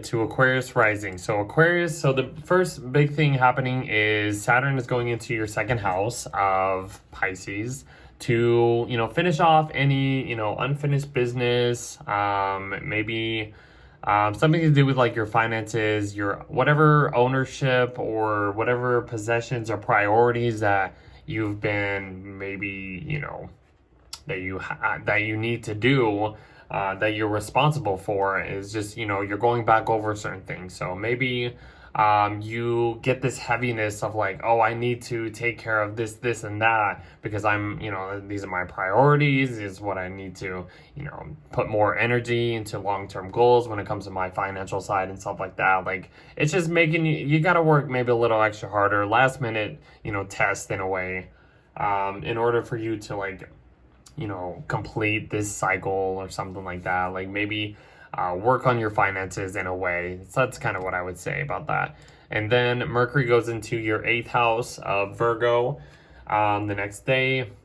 That is just putting your mindset, kind of deepening your connections that you have to your relationships in general. Mercury is exalted in the sign of Virgo, so it kind of puts an extra layer of like just, pinpoint accuracy if you are maybe trying to figure out like how can I invest more if I connect with these people or use these shared finances or shared resources, or how can I connect my finances with other people in order to inherit the best benefits of paying certain things off or paying off debt or something like that. That's kind of just what your mindset's going to be on at this point. So then Uranus stations retrograde in your 5th house.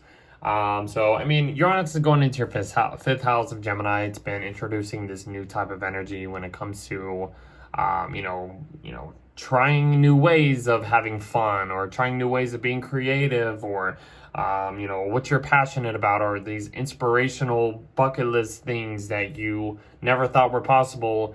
Uranus going into the 5th house is maybe giving you that extra, effort for you to go after these things. And what I just giving you a little preview of what is to come over the next 7 to 8 years. So Uranus will eventually go back into your 4th house of Taurus in like November, but that's just a little thing happening there. Then we get to the full moon lunar eclipse in Pisces. Around like the 7th, so it's in your 2nd house. So there's something to do with like your financial side, your ownership, possessions, what you want to value, your security. Something is coming up to the surface that you weren't being aware of, and you fully like are being aware of it now. You're like, whoa, I didn't realize this or this was happening with like my finances, or something to do with my savings, or my possessions are being kind of like, I don't know, something to do with like that. But you're being aware of like how you need to support yourself or something like that, or how you need to increase these, savings, or maybe change up your priorities in a way. I don't know, like there's something that is gonna maybe hit you emotionally. Something's going to come up to the surface that you're like, whoa, I got to take care of this. So the next big thing is Mercury's going into Libra. Hold on, let me adjust this. Mercury going into Libra is just putting your mindset on these 9th house themes, expanding your mind, expanding your horizons, maybe learning new topics, you know, something to do with like teaching, publishing, you know, expanding your philosophies, truths, beliefs, all that kind of stuff. This is just what you're going to be putting your mindset towards and stuff like that over this period of time. So the next big thing is Venus is going into your 8th house of Virgo, and then you have the solar eclipse in Virgo after that too. So Venus going into your 8th house, like it's just kind of just you're deepening these relationships to another level. She's entering her sign of fall, so you might be a little bit more critical, or this might feel somewhat challenging in a way of receiving love, because you're gonna want to have like this deep intimacy with other people, but there might be some type of criticism there, that maybe, or you're trying to like fix certain things in a way to receive like the best possible perfect way of love or something like that. But I don't know, it's gonna be interesting.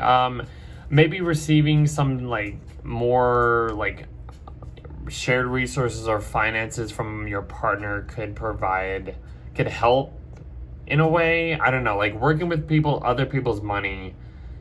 Maybe you'll be a little bit critical, but it ends up paying off or something in some type of way, I would say. You have the new moon solar eclipse in Virgo in your 8th house to just, you know, complete whatever cycle's been introduced to you.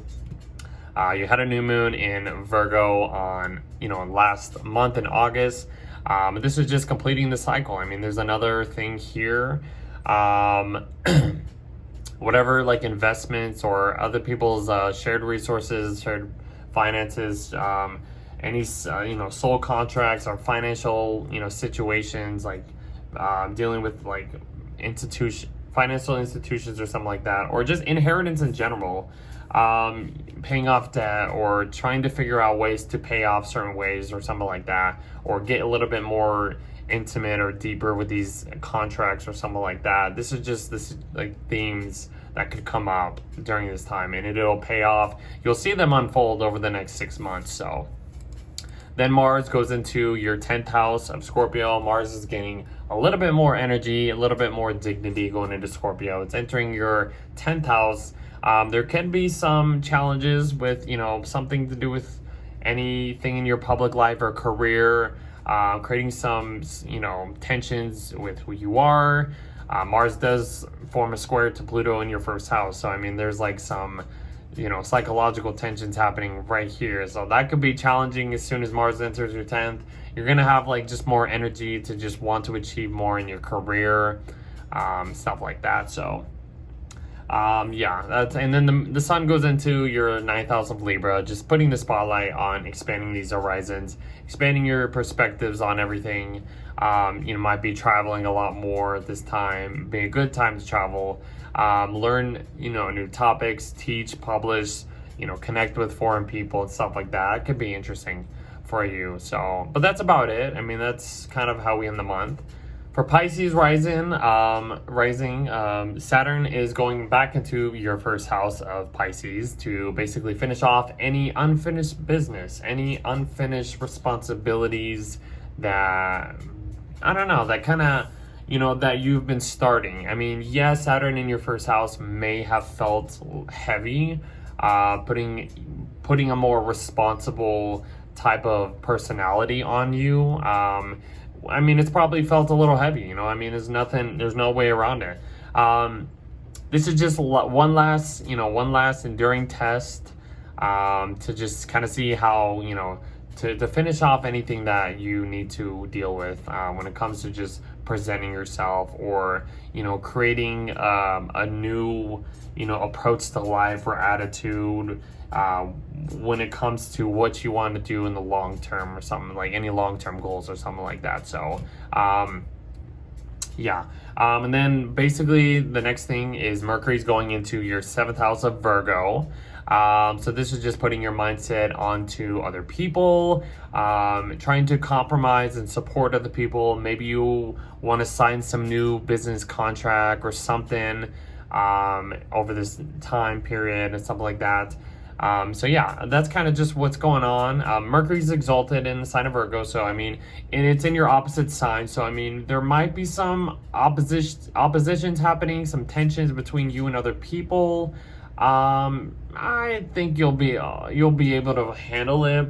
It's not going to be the worst situation happening. I mean, you already got Saturn here. It's kind of already a heavy transit away as it is, but we'll get past all this.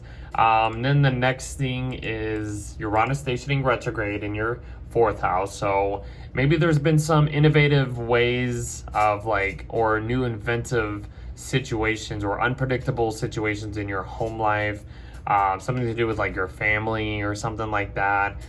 You've been aware of this. There's maybe new ways to, you know, to create an innovative, liberated, freedom type of, you know, situation when it comes to your living situation in general. I don't know. It could be anything, but you're just being introduced to this new energy when it comes to just your living situation of what's being shaken up, what's being changed in your home life and stuff like that. It'll eventually go back into Taurus in your third house in November. So that'll be, you know, in November. So the next big thing is this lunar eclipse, this full moon lunar eclipse in your first house of Pisces, Pisces rising. So there's something being aware of who you are. Something is coming to the surface, you know, and you know it might be, you know, it might feel like you have to address something, even though you don't want to. It's a lunar eclipse. It's something is coming to your awareness, to your attention that you have to like take care of. And it's going to be probably some deep hidden emotions that you need to maybe shift about yourself in order for you to provide, you know, some form of like new way of presenting yourself or impressing other people or something like that. That's kind of what I would say. So even if like this is a you personal versus you and other people kind of eclipse cycle happening here. So there's a lot of things happening between you and other people, guys. So the next big thing is Mercury's going into Libra. Let's see right here. Okay, and then Mercury goes into Libra and it's entering your 8th house. So, you know, you're kind of just getting more, you know, in tuned on how to deepen these connections that you have with other people. And, you know, you want to receive more diplomatic intimacy bonds with other people.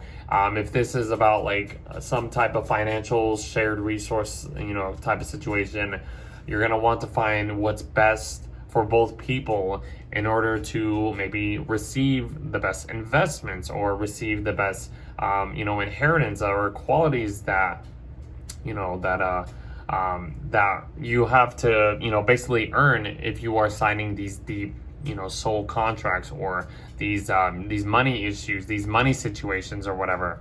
That could be good. That could be good in a way. So, and then Venus goes into your 7th house of Virgo, and then we also have that lunar eclipse, that solar eclipse in Virgo as well. So Venus going into your 7th house of Virgo. She's in her sign of fall. It is in its opposite your sign, Pisces. So, I mean, there's going to be some type of maybe criticism or trying to perfect certain relationships in a way. But I mean, you might have like maybe other people, you know, doing acts of services or giving you little gestures in order for them to provide, you know, love, or for them to provide, you know, some type of care for you. Or it might be the other way around, like you might be doing more acts of services to other people or giving them little, you know, little gifts or hidden things or whatever, in order for you to receive, you know, love or something like that, or some compromising situation.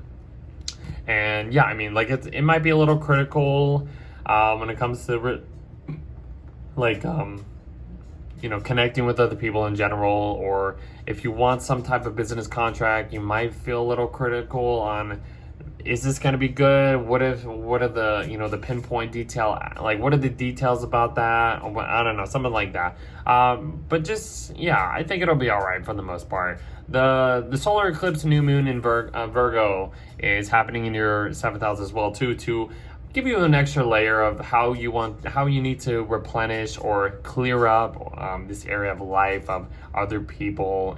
The sun is focusing on other people at this point, and you are getting another chance to clear out any unwanted junk when it comes to just relationships, business contracts in general, and stuff like that. So, and you'll see this unfold over the next 6 months of, the intentions, because this is the second new moon in Virgo you are having in your 7th house. So your 7th house has been cleared up.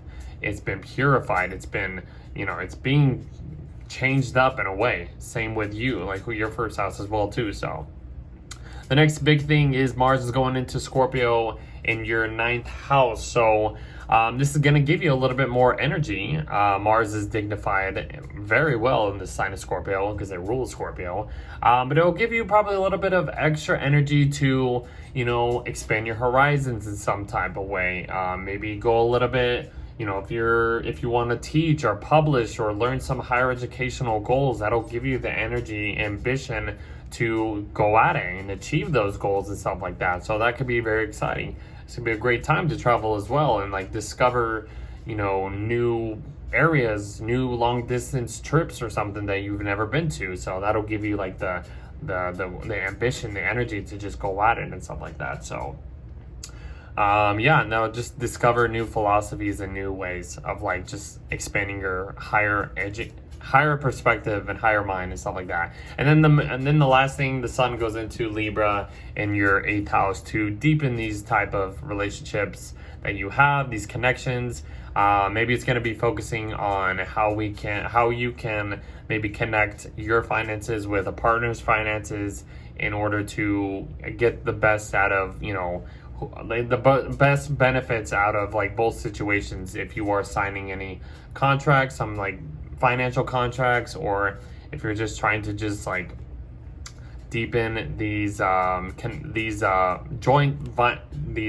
you're connecting your finances with other people that help you, maybe pay off certain things in order to inherit or invest, get like better investments too, I would say. So a lot of like investments, intimacy, connecting your resources with another people, with the partner will probably be the main theme over this next month as the sun goes through Libra. And that's it, guys. That is it. This is a long video. Didn't expect this to be so long, but that's okay. So that is September 2025, guys. This is a huge month, guys. Huge month. Eclipse season is really rampant at this point. So thank you for joining me. If you are still here, I will see you in the next video. So take care. Please like, share, subscribe, and enjoy. Look at the link in the description box below for more information. But thank you for watching your monthly horoscope for September.